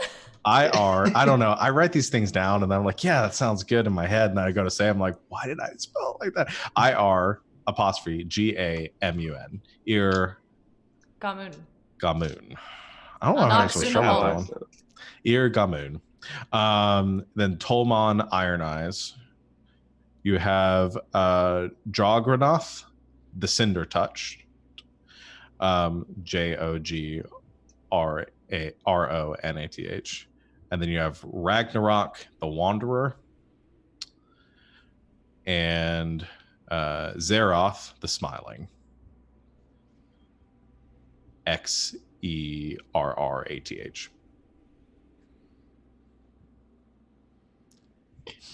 Yeah, I didn't spell most of those the way you spelled them. As long as you can pronounce them, spell them how you want. Yeah. Okay, so but the 3 that like are directly on your way, if you were just gonna just carve a bloody path right between where you're at and Zariel, would be Irgamoon, the Haunted, Tolman Iron Eyes, and Ragnarok. The Wanderer. Yeah.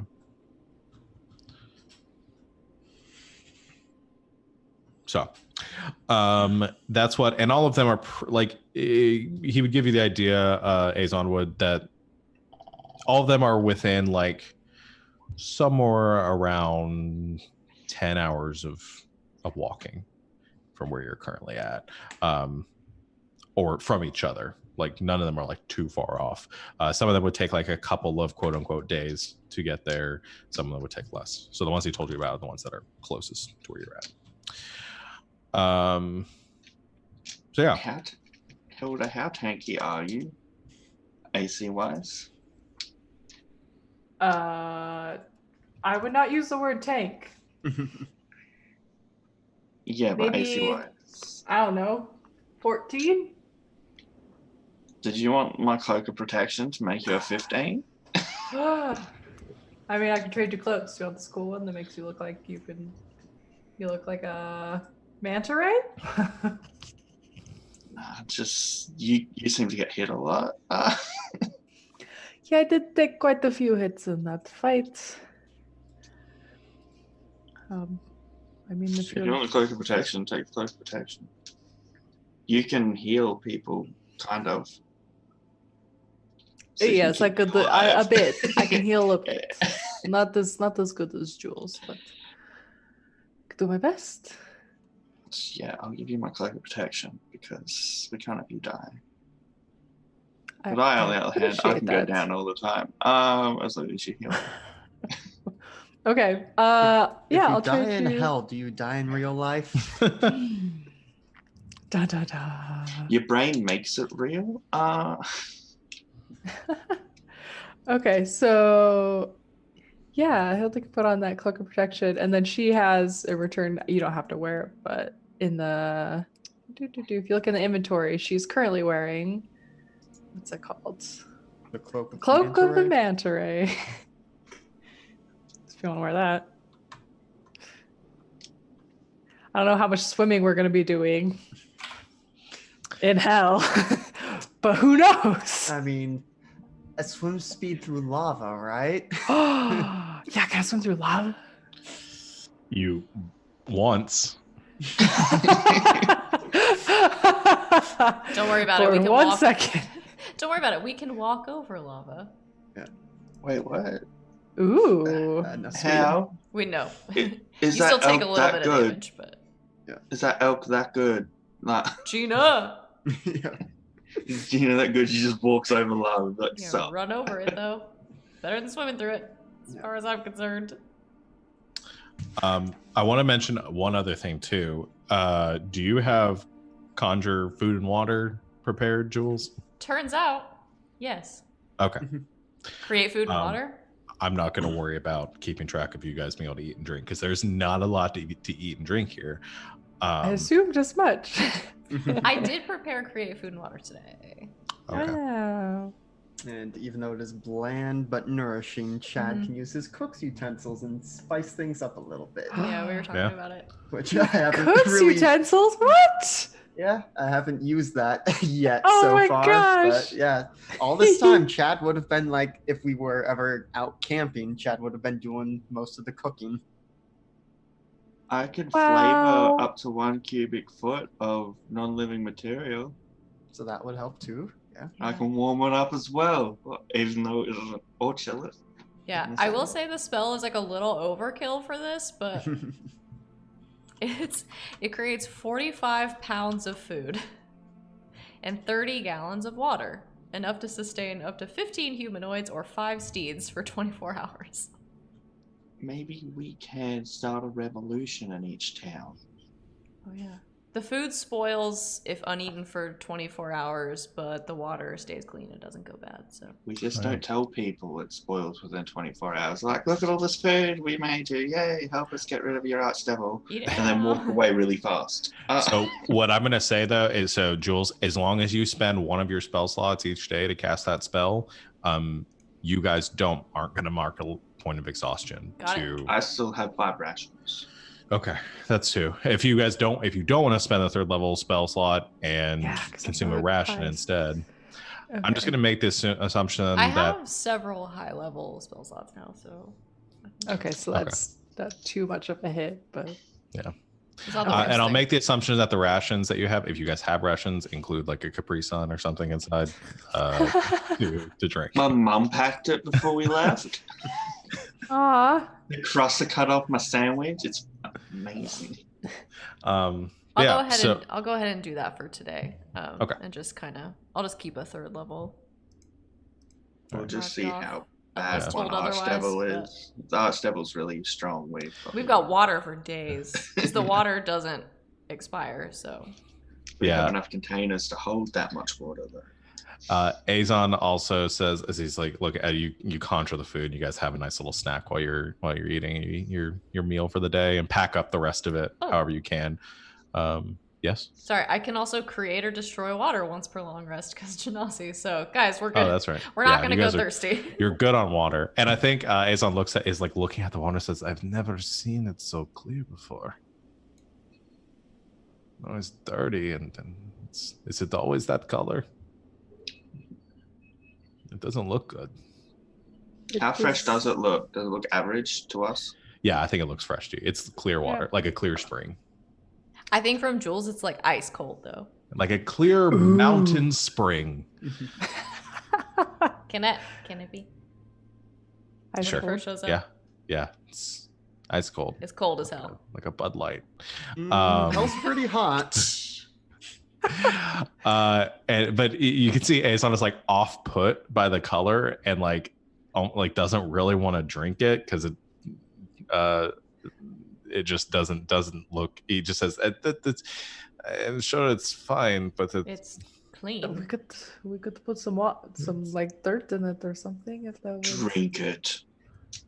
he Just try it. takes it and drinks. I'll a drink little some bit first of so he knows it's not Yeah. a super clear We're doing poison. shots. it. Yeah, With he water. takes it, he drinks it, and stops and cocks his head and says, "That's actually pretty good."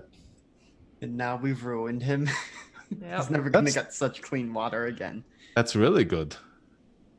There's no like grime in it or anything. Yeah. It sounds like you're really going to like coming to Sarthia. Hope so. Bring him to Sarthia. He says on that line, there's one other thing that I should mention too. So if you're looking to if you want to go the route of trying to take on and defeat one of the archdevils, or 3 of the archdevils, or however many you want to go after, there is an avenue we could pursue to make it a bit easier than just like trying to storm into their keep and fighting their guards and all sorts of willy-nilly. But there's when Arden the Ashen established this hierarchy, did implement a sort of a challenge structure. There's a stone at the center of each of the cities that they call the challenge stone. It has a longer word in Infernal, but we won't get into that. But you can, but if one of the, I don't know how helpful it'll be because we'll have to find somebody who can activate it for us. But if someone of ancient blood touches the challenge stone and declares their challenging of the Archdevil, then they are compelled to obey that challenge, uninterrupted, unimpeded. So you'd have to get to the stone first. Not the easiest thing. These aren't the nicest cities to be in, especially for people like you. And we'd have to find somebody who comes from that bloodline, who'd be willing to bleed for us or kill them and take their blood or something like that. When you Think we'll say ancient bloodlines, what does that entail? Well, it'd be one of the bloodlines of the first chosen by King Arden the Ashen. So there are a few names. I've already forgotten the names of all of the devils that I can think of. Shit. Anyway, he lists off a couple, and then he says, and Zariel, the chained, the scourged. So one of their descendants has the right to because they were the first that were. So they're all like one big family. No, they're not Cousins, related so- to each other. I was gonna be like, okay. No, The guy which but, escaped the first time by killing everyone, was he an ancient? I don't know. I'm not sure. He must have been to challenge the 3 of. Yeah. Are there a lot of these descendants? Not that I'm aware of. These figures aren't really in the habit of procreating. Ah, yes. I'm sure you've got many partners and kids. No, never really. Wasn't really my thing. Chad has no comment to make at this time. But I think he will say, well, we'll worry about finding someone of the bloodline once we get there. Yes. In terms of getting through the city, I don't particularly relish this idea, but would it have perhaps the best chance of peaceful success if you and I were to masquerade as masters of these 3 and they are perhaps mortal slaves? Is that a thing that happens down here? Unfortunately, sometimes in some of the cities, we may be able to do that in the city of in Tolm and Iron Eyes. That's a fairly common thing there. They keep pets of sorts. I don't think we could make something like that work at the others per se, but we could try. So then maybe we go to Tolman's first, which I think you mentioned at one point might be the first on the way. That is the closest, yes. Try and play that off. we get to the challenge stone, take out the archdevil. By that point, the cat would be out of the bag, and so it wouldn't work in the other cities anyway. Yes, I imagine if you succeed here, you might have a number willing to pledge themselves to your service and make it an easier pass making it to the others. You'd have some, clout. That would be helpful.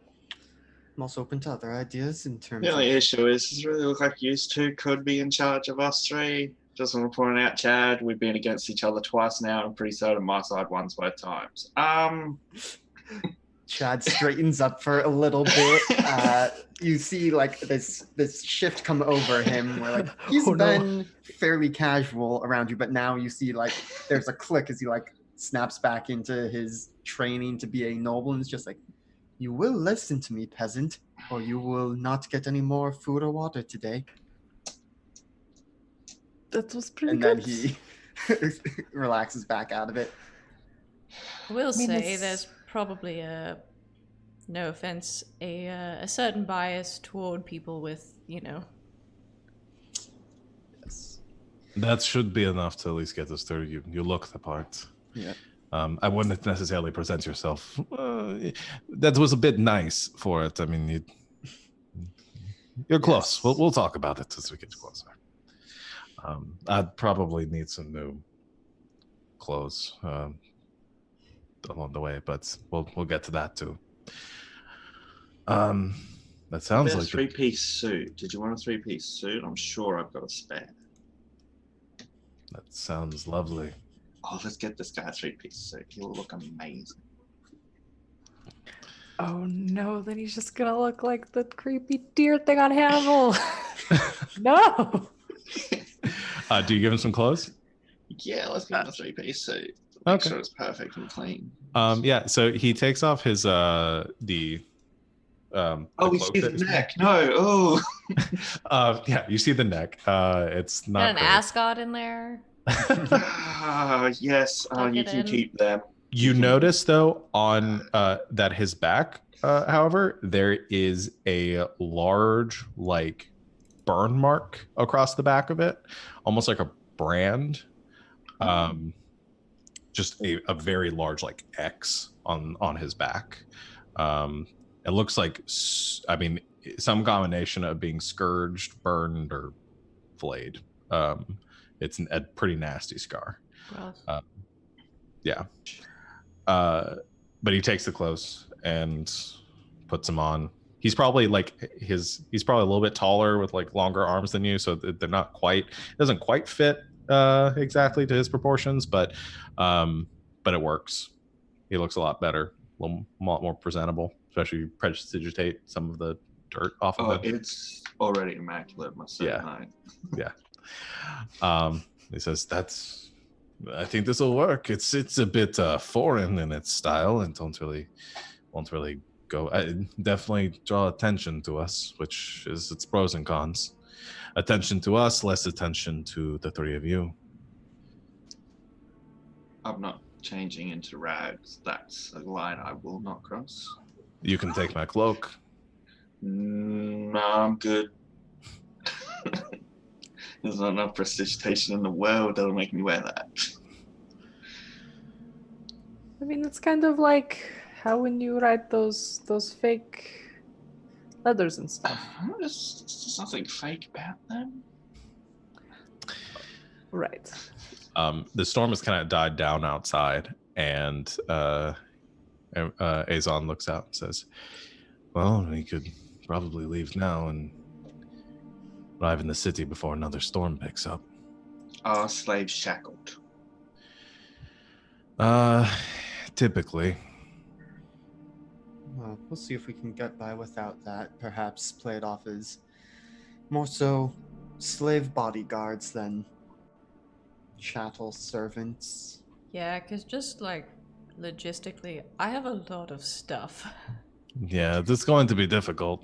Take off your armor and all that, and sort of leaves you exposed. Bodyguard, I can do though, like strong. Well, we silent did get type. attacked by the little flying dudes. You need protection. Is there branding or mark? Because I can illusion a small symbol for an hour up to 3 times. Oh, that's good. That actually may help sort of add some credibility to it. I There also isn't have like a some- specific mark, but if you have some sort of sigil of a house or something where you come from, say that they are Chad has one your of Chad? those, probably. property. We'll figure something out. I can That's- pull out my book and be like, which one do we want? This is a great time for us to come up with a sigil for For our House guild that Nebuchadnezzar? we have. Or yeah, Also for that, yes. Yep. Let's work on that along the way. Like I said, I want to get as much ground underneath us and Brand on as our we go. foreheads as well. Okay, I'm not doing the forehead. You don't get a say in the matter. You won't see it. Okay, I won't do it on the forehead for you. And I'm going to hold up. Definitely. As you're doing it on the forehead. having this conversation, you leave the cave, and as you step outside, and you can see kind of the wind has died down. You can see some of these dust storms have moved off in the distance, and Azon is beginning to lead you kind of in the direction that the wind is blowing. You hear a crunching behind you. And as you turn around, you see a figure stepping, kind of coming around the curve of this spire. A very tall, red-skinned devil, with a sort of smushed in, like kind of like bat-like or pug-like face, more like a vampire bat. These 2 big tusks that come out, sort of curve around the side of his face, and 2 horns that protrude forward and then curve along back of his head. And he's has a large halberd that is sort of dragging along behind him, and then perched on his shoulder is one of the spined devils that is sort of just like clinging on, and looks and kind of chitters a bit and then points that direction. And Chad and Infernal, you hear, and it's a them, that's the one.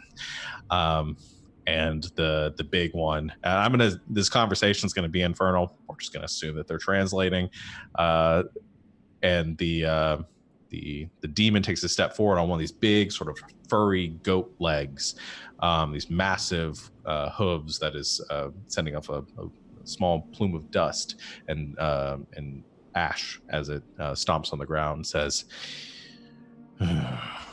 Azon. Your friend, your companion Azon, turns back around, and kind of you see his posture kind of shift as he looks back at the creature. Says, Hagrath, I thought I'd lost you. And the devil says, I sent my minions to finish you off. I heard you found some bodyguards. Fine then.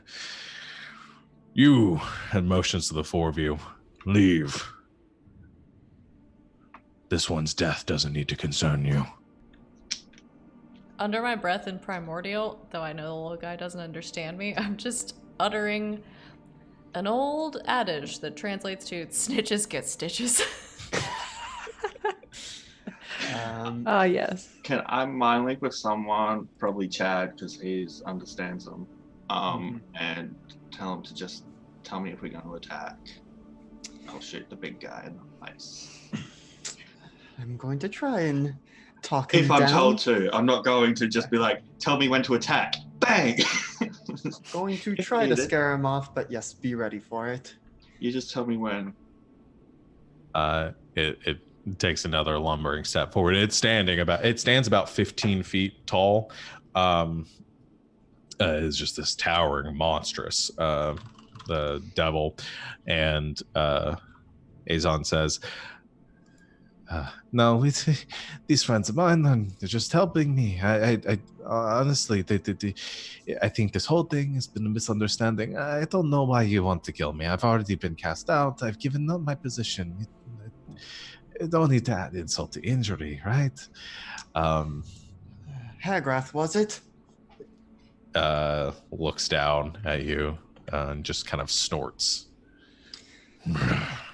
Well, seems like we're already more involved than perhaps many people would prefer, but we've already taken care of the ones you sent off, so unless you think you're able to make up, just by some quick math, let's say 20 or so of that little one riding on your shoulder, you may want to piss off, or you're going to have yourself a very bad day. It sort of chuckles under its breath. Go to make an intimidation check for me. Yep. I'm good at this. But I rolled not so great. No, I'm going to use my legend point on this one. Okay. That was worse. I don't know how you feel when I talk to people. I forget, is legend point advantage or just re-rolling? Just re-rolling. Okay, so that was going to be a 14. Now it's a 10. Okay. Those D20s are on timeout. He says again that low bass each. Jesus. I forget that Sting is in there. I love it so much. It happens at the best times. There's this low chuckle, and it says, "I'm a match for 100 of them." And it looks at the one on its shoulder. It kind of reaches up and it grabs onto its neck, and it says, "These pitiful creatures I would only send after one as low as Azon the Exiled. He is the scum on my hoof, not my boot, because I'm not wearing boots, and does not deserve the life that he currently has within his chest." And then you hear a cracking noise as the devil in front of you snaps the neck of the spine devil in his hand and tosses the body limp to the ground. Says, "I have no use for one who flees from battle," and brings out the halberd that it is wielding, kind of stamps it in the ground and says, "I will give you one more chance to flee, but this one," pointing at Azon, "this one dies." Kind of look at my friends and say in common, "Well, this seems like a good warm-up, doesn't it?" Can I shoot him in the face with that? I'm shooting the dude. Yep. All right. Yeah. We won't. So Do you him begin in to the pull out your face. gun. We'll have to do initiative to see if you get it off before him. But you pull out your gun at the same time. He goes, "Rrr," and his halberd just erupts into flames. Oh, cool. And Cool trick. I guess you'll roll initiative unless somebody else wants to roll it. Not I, Sunfly. I can roll it. Unless you want to. I mean, you're attacking. You should roll it. And he still has the +7. He Yeah. just Yeah, rolled very under good that for it. before. Get it, Well, Finn. hey, Hilda, did you want to give us that cloak back? Actually, And what I'll say for this one is cloak. because we're playing around with this, and I'll say that the person who has the highest initiative, since that's kind of, I want to give them the benefit of having be able to use that. So yeah, if Barry rolls, he uses his initiative for Finn. Mhm. If Hilda wants to roll, if you have some sort of bonus later on that like Hilda wants to use, you could roll, Yeah. but you'd be using your own Okay. modifier. I want to clarify that just because, especially for the viewers out there who, this is a completely made up system that Is we're there- Trying using. this new thing. What'd you roll? 17. Oh. Maybe I will 17. go for That's this pretty like good. For 15 initiative bonus thing. for probably not now, since we're already kind of in it, but like moving forward, if we have anything that like adds to rolls like that, like spells and stuff, like I don't have guidance, so I have like enhanceability and stuff. Is that a thing that like I can do very Yep. quickly, or like Depends on the situation. not like, if not you this wanted- one, but Yeah, if like in the future you wanted to like seeing that a battle's about to happen, like say I guidance him really quick, you could do I that. don't have guidance. Or if Oops, yeah. bad cleric. Do have enhanceability. He also rolls a 17. Oh, man. God, again? Again. But does he Is have a it dex of dexterity? 2? He has a +5 dexterity. Oh! Oh, no. So he is going to go first. I'm finally rolling good initiative rolls, guys. I like this combat. Well, you rolled the same as us. I'm just a, Yeah, I'm but just I have a big old +7. copycat. Let's get some battle music going then. God, gee. Like that musical sting wasn't enough to scare the shit out of me. Or it's not me. I'm really tempted to take that next level in Rogue, just like He then hops on his motorcycle. Oh no, it's Ghost Rider. Yeah. Oh Alright, no, we're in trouble now. So as Is it the Nicolas Cage Ghost Rider? Or? Yes. Yes. Or the Sam Elliott. As Finn draws the weapon and begins to fire, you can see this devil, this chort, takes a step forward as the halberd sort of erupts into flames, then pulls out from a pouch on his side a leather-bound tome, which flips open with one hand, and then begins to incant in this infernal tongue, and you watch his form begin to suddenly shift and glow sort of blurry. So that's going to be his action. That's all he can do this turn. But so he casts a spell and begins to sort of move towards all of you. All right, your guys' turn. Finn, if you want to kick things off with your shot, since you said you wanted to do that first, go for it. Okay. You do have disadvantage on the roll, though, because he is under the effect of the blur spell. Okay, well, first off, let's do a bonus action and hex this motherfucker. Okay, he is. With Oh, I my should put his. Hexblade cast. Sorry, I need to put him on the map for you guys. Does he look like a scary clown man? Because if he does, you cannot. He does not. Okay. Oh, he's Oh, so he's a little tiny. guy. Aw, his teeth look kind of like a mustache. Yeah. Okay, so again, bonus of damage. Again, bonus damage rolls, and I crit on a 19 or 20. All right. He is. This is your Hexblade Curse. Yeah. All right, cool. I'll put that marker on there. Go and roll your attack. Okay. So let's shoot him because at disadvantage. Damn it. Yes, at disadvantage. 15. 15 will not hit. Son of a monkey. Yeah. The shot kind of, you think it's going to strike like near his shoulder, but that blurring effect and just sort of passes through this illusory form, like he's standing in multiple places at once. I'm gonna step back and be like, "Look, that's all you, Chad. That is all you." And Okay. I'm just gonna walk back a bit. All Before right. it's all Chad. Go ahead. I just like, I think knowing what Chad's gonna do at this point, I'm just gonna very briefly kind of grab onto Chad's army, cast Protection from Evil and Good. Okay. That's So Fiendos. oh, buddy, that spell's going to be so powerful here. Fiendos have disadvantage on attack rolls against him.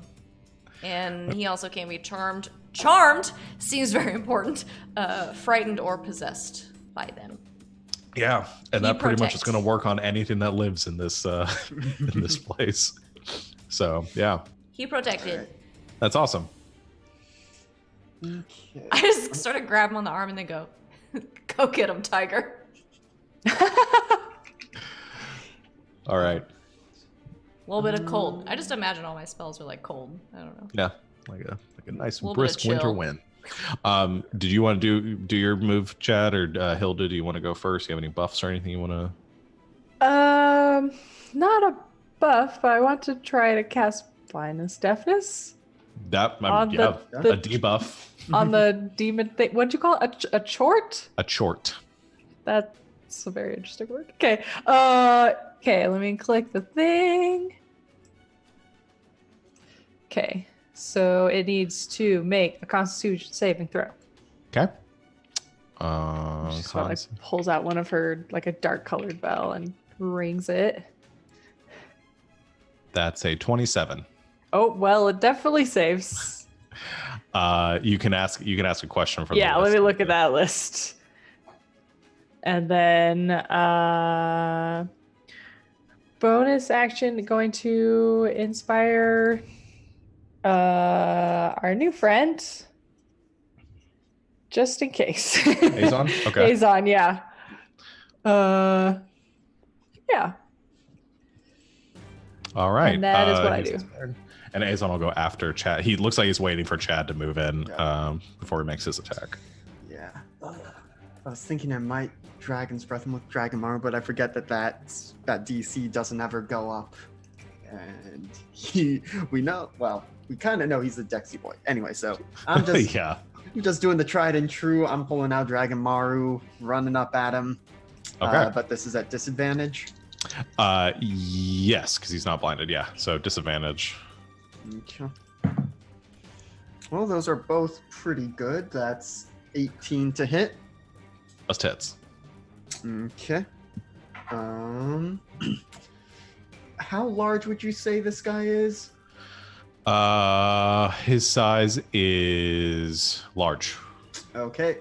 He's going to need to make a strength saving throw as I try and do a trip attack.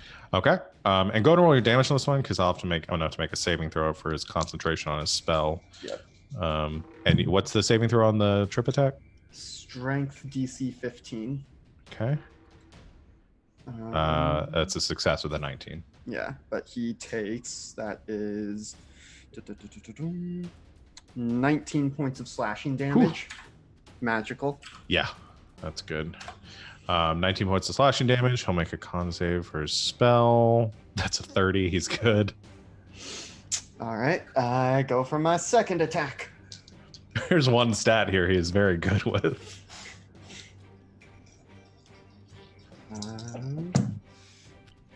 Well, one of those was a natural 20, but the other was a 17, so that's 25 to hit. Yep. I'm gonna try another trip attack. Okay. Not as good damage, so that is 13 points of slashing damage. Okay. And so he needs to make another strength save. Strength save. He succeeded on his con save. That's a 20 on his strength save. Okay, he's still up. And let's see.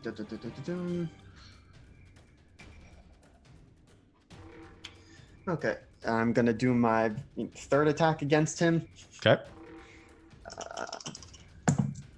Well, one of those was a natural 1. So that'll miss. Yeah. I'm an action surge. Okay. While you action search, I want to make sure nobody else has anything. Hill, did you have your question yet, or? Maybe are there any? Well, I know there's a spell. And you can go and like roll your attacks, Alex, if you want to do that while you're. Mm-hmm. I feel like, well, I guess what are the creature's current hit points?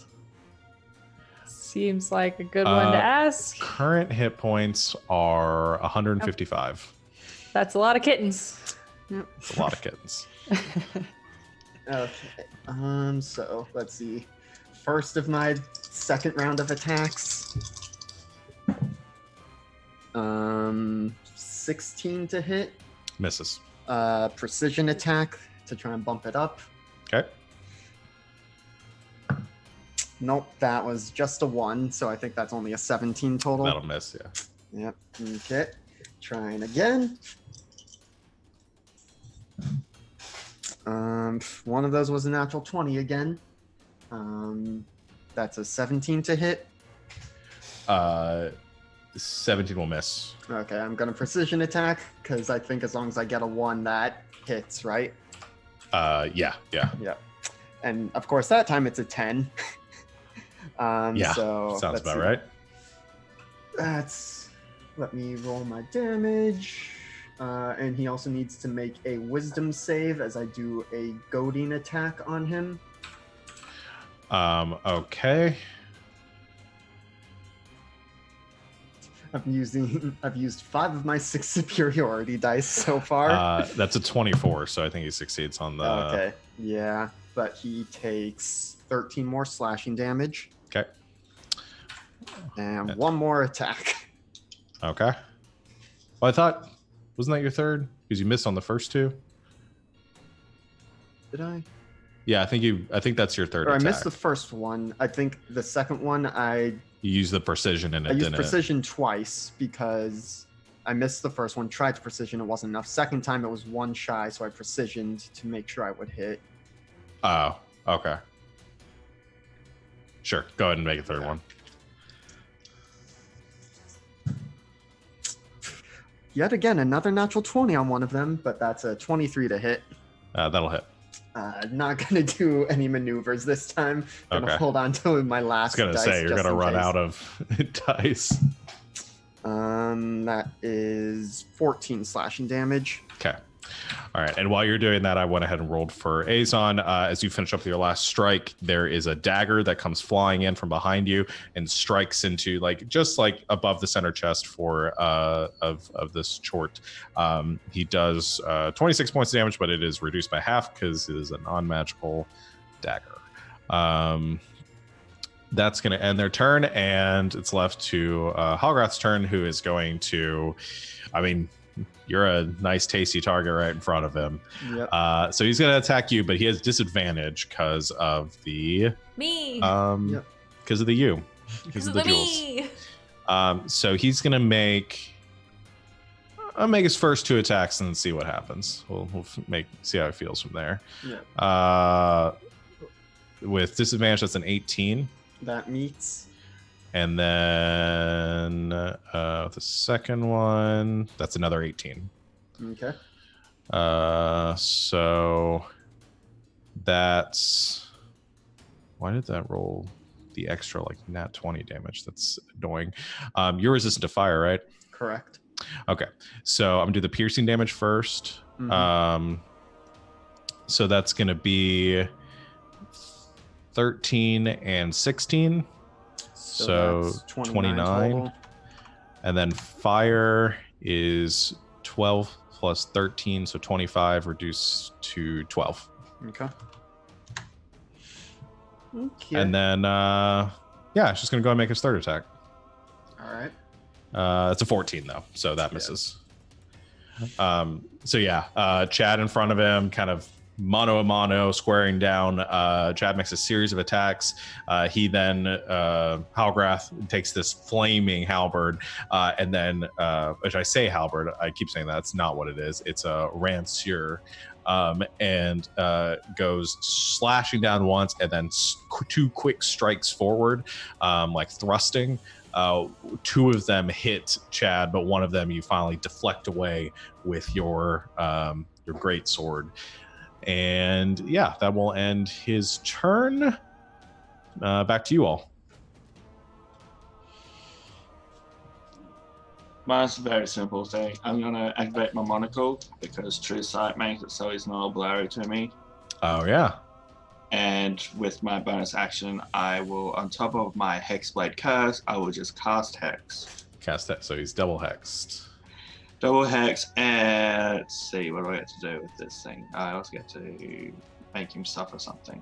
I didn't mean to do that. I was just going to put the description. I can choose one ability when I cast a spell, has disadvantage on ability checks made with that chosen ability. Okay. Is that just strength, or is that? It's anything. Any of his core stats you can straight, but it's only ability checks, not saving throws. Yeah. Let's do strength. Strength. Okay. All right. So he's Well, disadvantage he can't on. grapple you. Yeah. No bear hugs. Well, So disadvantage on strength checks, and you cast True Sight using your monocle, and that blur fades away, and you can just see the devil standing there, and you have a clear there's shot. a sly grin on his face. Perfect. All right.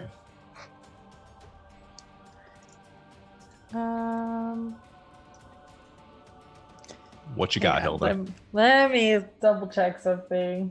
Okay. Jules or Chad, do you have something in the meantime? Or Chad, do you just want to go ahead and roll your 3 attacks? Yeah. Is this thing a creature or a humanoid?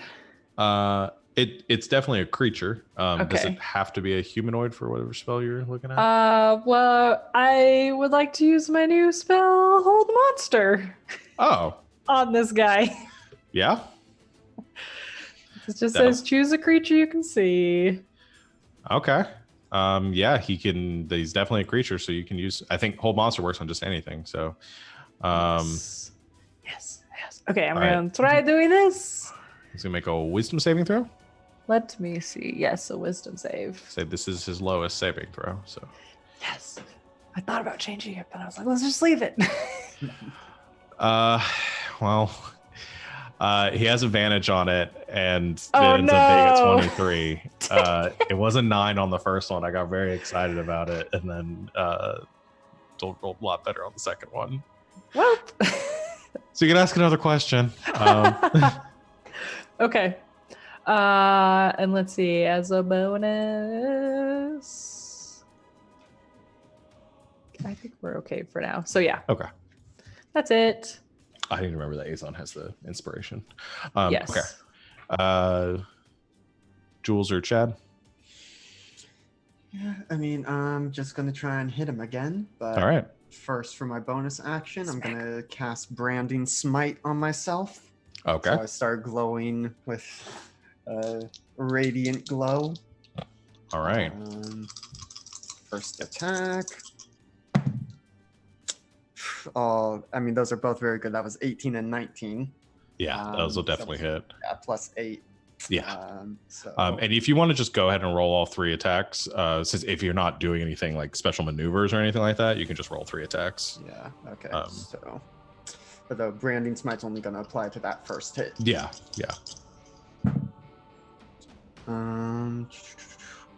That's only a 15 on the second one. That'll miss. Dirty 20 on the third. That'll hit. Okay, so first one is 8 slashing and 9 radiant. Okay. And then the next attack that hits, that's only 6 slashing. Okay. And I will bonus action second wind, or no, I bonus action to do the smite. Yeah, you did. Yeah. Okay. All right. And yeah, I am rolling the con saves, but I did realize it's not going to matter unless you guys roll above a certain amount of damage because his con save is just bonkers. So I'm just keeping track of how much damage you guys are doing in a single attack. Okay, so Jules, what you got? I'm just gonna continue to support. I'm gonna cast a trusty old Cure Wounds on Chad at 2nd level. Okay. I'm just gonna be. I rolled 2 8s. It's gonna be so much. Hold, please. Yeah.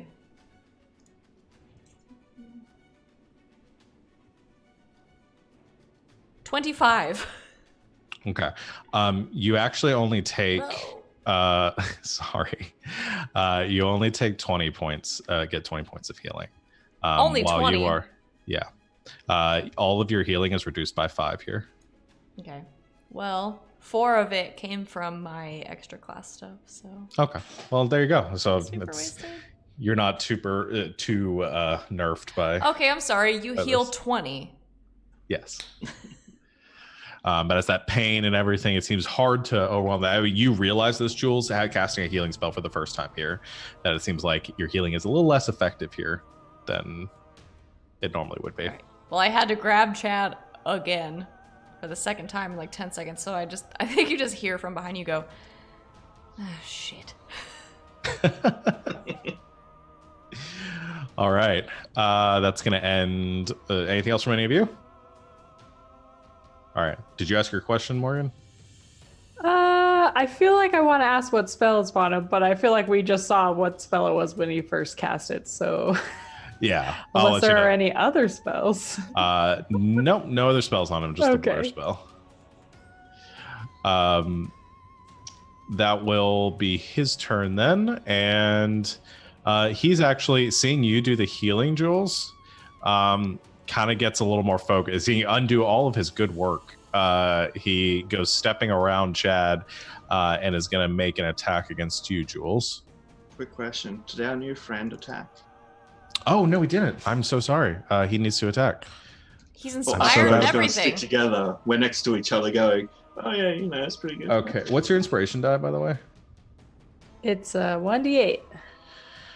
That might be able to help him. Okay, because that was a 3 plus 8 is 11, so he might be able to get this. 4. It's only a 15, so no, he misses. So, He almost Tried. got there. Yeah, so he throws another dagger, and it goes wide. Unfortunately, should have brought Matthias. he's somewhere. No. He's in the geode, isn't he? Or Probably. we assume. Why is he not I don't here? like that place. That's what's stressing me out. He's an NPC. That's only a 12 to hit you, Jules. Yeah, fuck Um, that guy. That'll miss. You haven't hit um, me once this session. I think he's gonna try to hit you again, though. Good. I hope he does. Yeah, 20. That's a 29. That does hit me. That's 10 piercing and 4 fire. Okay. Wait, I'm resistant to You're fire. resistant to fire because your armor. Yeah, so 2 fire, so 12 points of damage total. Got it. And you know what? He is just going to walk right past the two of you and try to make an attack against Azen. Well, attack of opportunity. Yeah, you guys will definitely invoke that here. Yeah. Those were both 8s for 16. That'll miss. I also rolled an 8, but I know my modifier is less than Chad's, so. Yeah, so you both miss. Unfortunately, striking the blur effect, he goes over to strides up confidently, Azen, and tries and makes an attack. He's going to hit with an 18 because Azen doesn't have any armor. He's just wearing a nice suit right now. Oh no, his suit!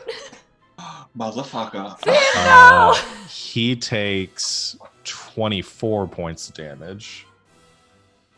So, ow. Oh, yeah. I know I hate him being on the screen, but can you put him back so I can see his health bar? We take like it back. Yeah, I can put him on there. Let's see. He looks so Oh. friendly. Let's see, 24. I gotta do the settings so you guys can see him. Sorry, I didn't mean you had to do that right now. Nope, I'm gonna do it right now Okay, because I'm gonna thank forget you. otherwise.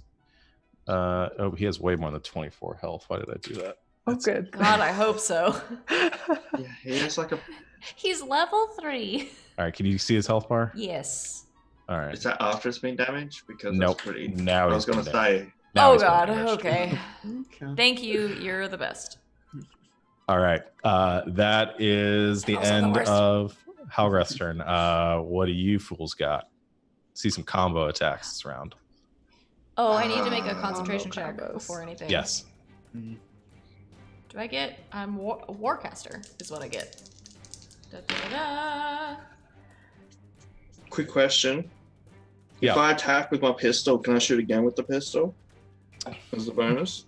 Just like throw it to the other hand. Okay, fine. I'm seeing red. He just damaged one of my suits, even though I don't ever want that suit back because he has a rich neck. So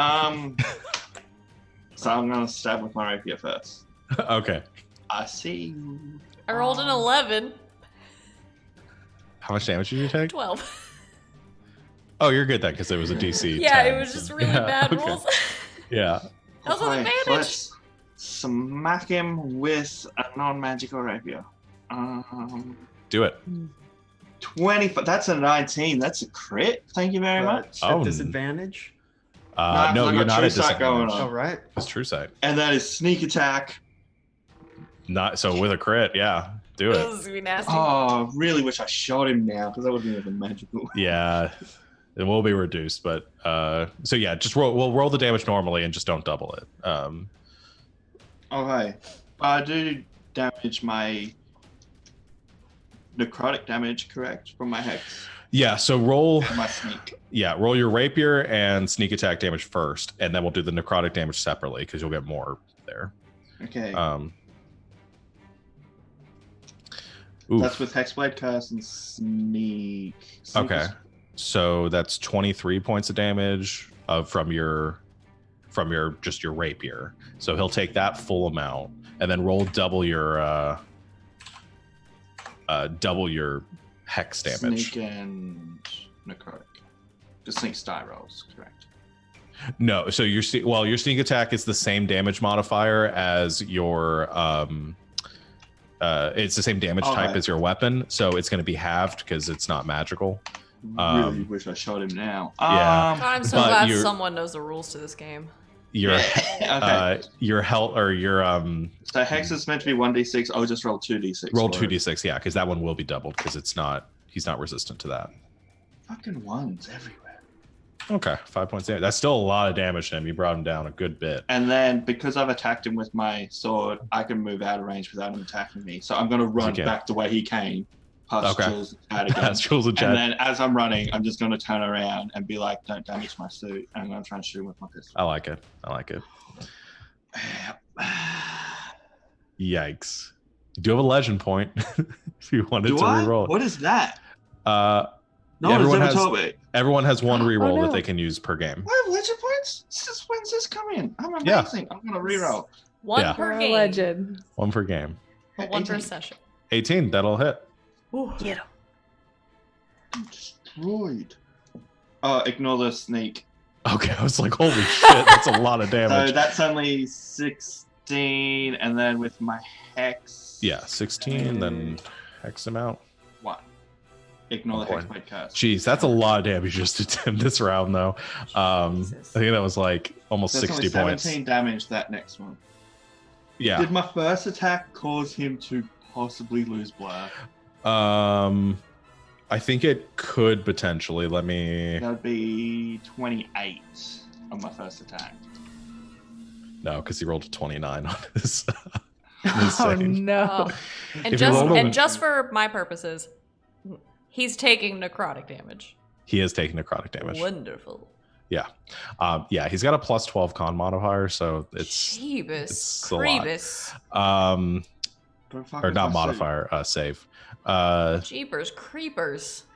All right, so And that's my turn. Finn's. Okay, I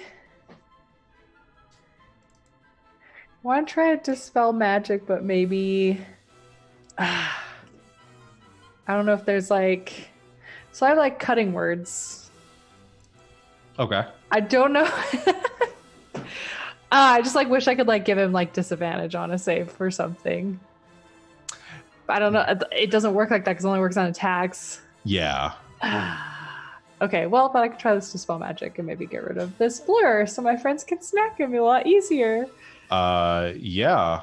Let me check because you did ask the question before, so you would know what spell, and you know this is a second level spell. So Yeah. your basic dispel magic is going to work on it. Yes. Okay.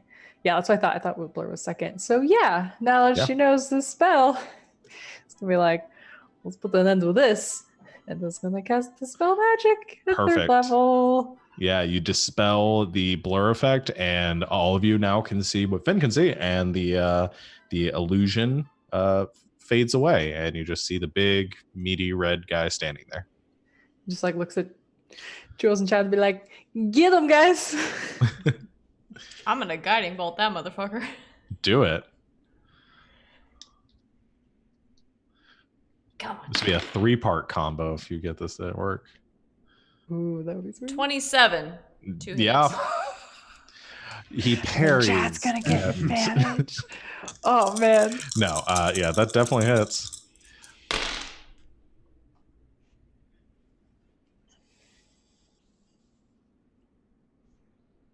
I want to make a rule for combo attacks that like you guys start getting like stacking +1 bonuses on them. I'll think Ooh. I got 16 radiant damage. Yikes. Wait, there's something with no, he doesn't. All right. 16 points of radiant And damage. it is sucks a lot because I'm holy. Yeah, just blast him in the chest, and this like you leave this like crater almost where Finn has already sort of wrecked shop, and now there's this glowing aura, like these veins running along him with this golden glowing light. And Chad, as you're standing there with your sort of, you feel this like almost magnetic pull towards him, like something guiding your hand. Get him. All right, let's see. I've been rolling 20s when I was at disadvantage. Is it going to keep up now? Double once. Come on, come on. Well, that's 24 to hit. That'll hit. Yes. That would have been hilarious if it had double ones, though. Yeah. That is 14 slashing damage. You keep using that word. I do not think it means what you think it means. Second attack. And I assume these are now all regular. Yeah, the next two will be regular Regular. attacks. He still has disadvantage on you, though. Woo. Yeah. Yeah. If he lives. If he decides to attack Chad, is the question. He's hidden our power. I'm debating if I want to use my last maneuver to make that hit or not, because otherwise that's gonna miss. It's up to you. Yeah, because he's probably gonna save on pretty much everything else I will be able to do against him with my other maneuver, so I might as well use it to hit him. Yeah, get him. Okay. Get him. Well, I rolled a 1, but that brings it up to an 18 Oh, Okay. You rolled a 1 to hit? on the maneuver. The Oh, and the precision. maneuver. extra Okay, I was check. like, wait, what?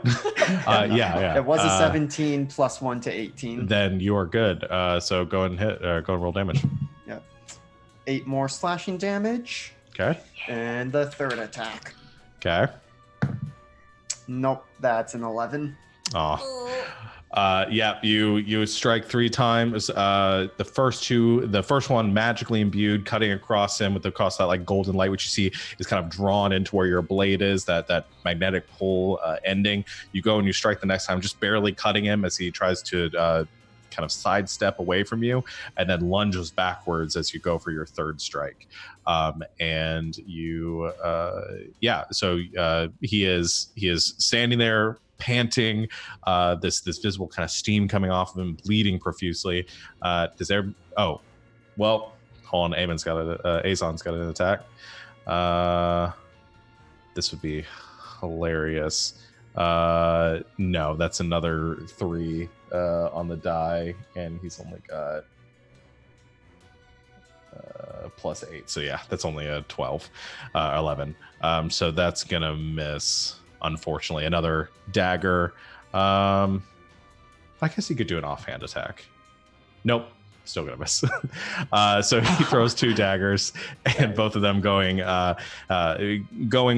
Azon seems a little bit thrown off here, and maybe a little bit scared at what's happening. But Halgrath looks beat to hell, and. Well, we did beat him in hell. You did. hey. You did. And lets out a roar as he steps backwards, and he begins to turn and kind of like cowering away. And then you hear Azon shout out and it says, "Are you going to flee from this battle, Halgrath? Thought that was punishable by death." And the Chort kind of lets out a growl, kind of, and then goes charging back towards you. Jules and Chad being on the front lines, he's going to make 1 attack against each of you. Jules, that's a 27. Yep.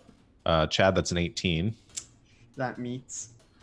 Was that Jules. a disadvantage against? Oh no, against Chad. I still got that spell, bitch. That's a 13 with the second one, so that misses. So Jules, you take 10 points of piercing, and then reduced by half. That'll be 6 points of fire, so Worth 16 damage total. And then third attack, I guess he's gonna, as he misses Chad that time. Yeah, with a desperate attack, he is going to lunge and try to stab Azon again. Charging past us. I think he's still in melee with Azon right now. No, he would disengage. Yeah, he's gonna have to charge past because Azon would have skirted around and gotten out of range to throw his knives. So yeah, you guys can make try. 23. Yeah, 23 a hit. Jules, did you want to roll one too, just to see if you can get because him I forget I can cast spells as a. I'm gonna try to Thorn Whip him. Okay. Warcaster is very good. Everyone should take it. Yep. How So much I damage? got 13 slashing. Okay. There's a 21 to hit with a That'll Thorn Whip. That's 9 damage. Jesus, where was that earlier? All right. And with that, Jules, you, as he goes running away, Jules, you lash out with the thorn whip, which wraps around his body, straining against it. You see the muscles bulging as he's dragged back with the magical whip just in time for Chad. You bring up the axe and you just slam it with a vertical chop straight down into the skull of this short, and he lets out sort of a gurgling battle cry as this happens, and you rip it free, a gout of blood trailing off behind it, and he goes crashing down to the ground in front of you. Told you we were going to have a bad time. Oh, he can't hear me anymore. Oh. A high five, Azon Chad. steps up and he goes, "Yeah, I don't think he heard that, but that was." You revive him so you can say it to him, and then we just. Wait, I this cast magic? Speak with Dead. Just to make a one-liner and then let him go. Yeah, I think Azon steps forward. It's like the battle is falling, has come to a halt, and looking down at the body and looks up at all of you and says, "You may be able to do this then." Halgrath, he prestigiated the blood off him. Says Halgrath wasn't a pushover by any means. Not nearly as powerful as the archdevils, but he was the captain of his legion. But I mean, he was a skilled fighter. Well, and now we've taken care of him. Why did they want to kill you, though, Jason? I was a member of the Legion that before my exile, and well, some people weren't too happy about how that all happened and me choosing exile over death. Like I said, most people choose death. I think we'll want to hear more of those details, but you can tell us as we're traveling. But we may also want to take a quick breather before heading out. You can. Got it. Finn's already picking through this guy's pocket. Like, Does it seem like I might be able to make use of his halberd? It is I mean, it's you maybe, like I said, it's a rancier. Make it do I've got a weapon here. I have a book. I think we're just I all don't- looking at Chad like, can you make it do fire? I can try, but I may want someone, one of the more magically gifted, to take a look at it Take first. a look at it. Yeah, it's actually a very intricate, kind of beautiful weapon. It's one piece of metal from end to end, and it has this kind of it looks like it's made out of brass or some sort of other like or bronze, and it has this like twisted kind of spiraling point at one end, and then is crafted and into the end of the rancier on the other. Mhm. And it sort of has Strange, eh? this almost looks like two wings of some sort of evil creature at the end with where the blade is. Yeah, so you can identify it if you well, does somebody have, did you pick up identify yet, I Hilda? wanted to pick it up, but I have not gotten it yet. I know you didn't actually level up your character before the session where you got to pick it up with this last level, or I don't think I can. I have to like learn it like a wizard. oh, okay. Don't you Yeah. get some Any spells for free? Uh, Level up? I Only need if to you- double check. But yeah, yes, I might be yeah. able to pick it up. I don't know if bards have it actually. Let me. yeah. Pretty sure they do. Either way, you spend some time with it. The weapon itself is not magical. You gather the The effect came from the creature wielding it. Dang. It is a nice weapon though. You gather like in Sarthia, selling it, you probably make a pretty decent amount for itself for a couple hundred gold. It's a big thing to lug around though. Yeah. But he does also have doesn't really have anything else of value other than the tome that he was carrying, which appears to be a spell book. Can you read whatever language is in this? I can with this and puts on the helm of Yup. comprehending languages. Okay, there you go. All right. Very useful And for you studying. can read it. I'll give you those spells once Yes. we are off the air. You know, Blur's one of them. Are we planning on taking a little Short rest, little nap, because if not, I was gonna like pop off a little healing for a friend who took a big hit, but if Do we're you gonna guys- rest, You then guys know I'll Chad wait. advocates for a breather after a battle. Chad likes a Yeah, snack kind of break. use a lot of Yeah. things as well. What is Capri Sun? Yeah. Yeah, you guys can take a Yeah, short take a short rest after the battle. We just sit around his dead body and just chat. And be like, Yeah. I would say, All right. well, it's just me and him that are like really injured, so I'm not gonna. Did bring prayer of healing. I'm not gonna Yeah. not you gonna can use that roll spell some hit slot yet. So I'll roll some hit dice as well. So we're having a short rest? dice. Yeah. You guys can have a short rest. Cool, because that Yeah. replenishes my hex and spell slots. I get Nice. my dice back. I get action search back. I get my I always second forget, win yeah, back, does which your- I just used. Your maneuvers come back on a short rest. I can never Yes, remember if the it's short or long rest. Superiority die do come back on. That's a short huge. rest. My channel Awesome. divinity does too, but I haven't used it in a while. Yeah.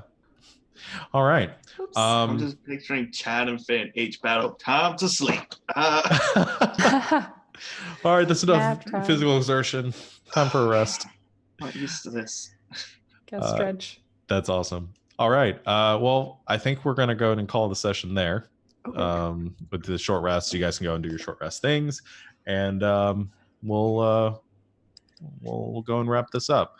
We'll do our level or our XP once we get through our announcements and stuff. That's So fine. thank you everyone out there for I'm gonna turn off the spooky wind and get some nice music on here. How about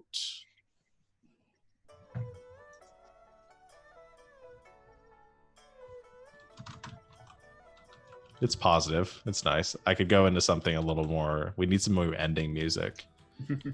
Yeah. So anyway, thank you everyone for watching. We'll be back in we will not be here next Saturday because Savannah and I will be at a wedding. But we will be back in 2 weeks to pick this up where we left off. In the meantime, like I said at the beginning of all this, check out our schedule below. We got all sorts of great stuff going on every week here on Game Nights. And you can follow that schedule. And if you've missed anything, you want to get caught up on any of our streams, head over to our YouTube channel and you can look at all of our stuff over there. Or if you're a subscriber, check out the VODs. And that's a great reason to subscribe because YouTube's a pain in the butt and takes us some time to get things up there.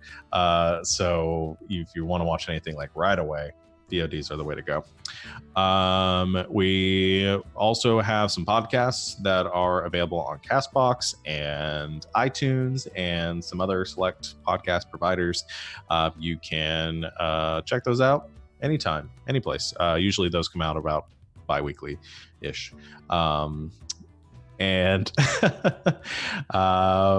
let me think. Our next scheduled stream will be tomorrow. Slang 101 at 4 o'clock 4 Eastern p.m. time. Eastern time.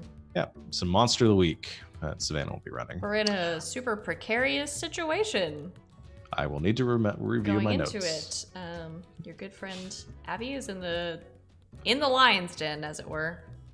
It's a witch Again, coven, but I have no oh, yep, now I remember. there's a okay. coven of witches, and they just sent a party member into the middle of it with no backup. So if you want to know how that turns out, come hang out with us at 4 p.m. Eastern time. Yeah.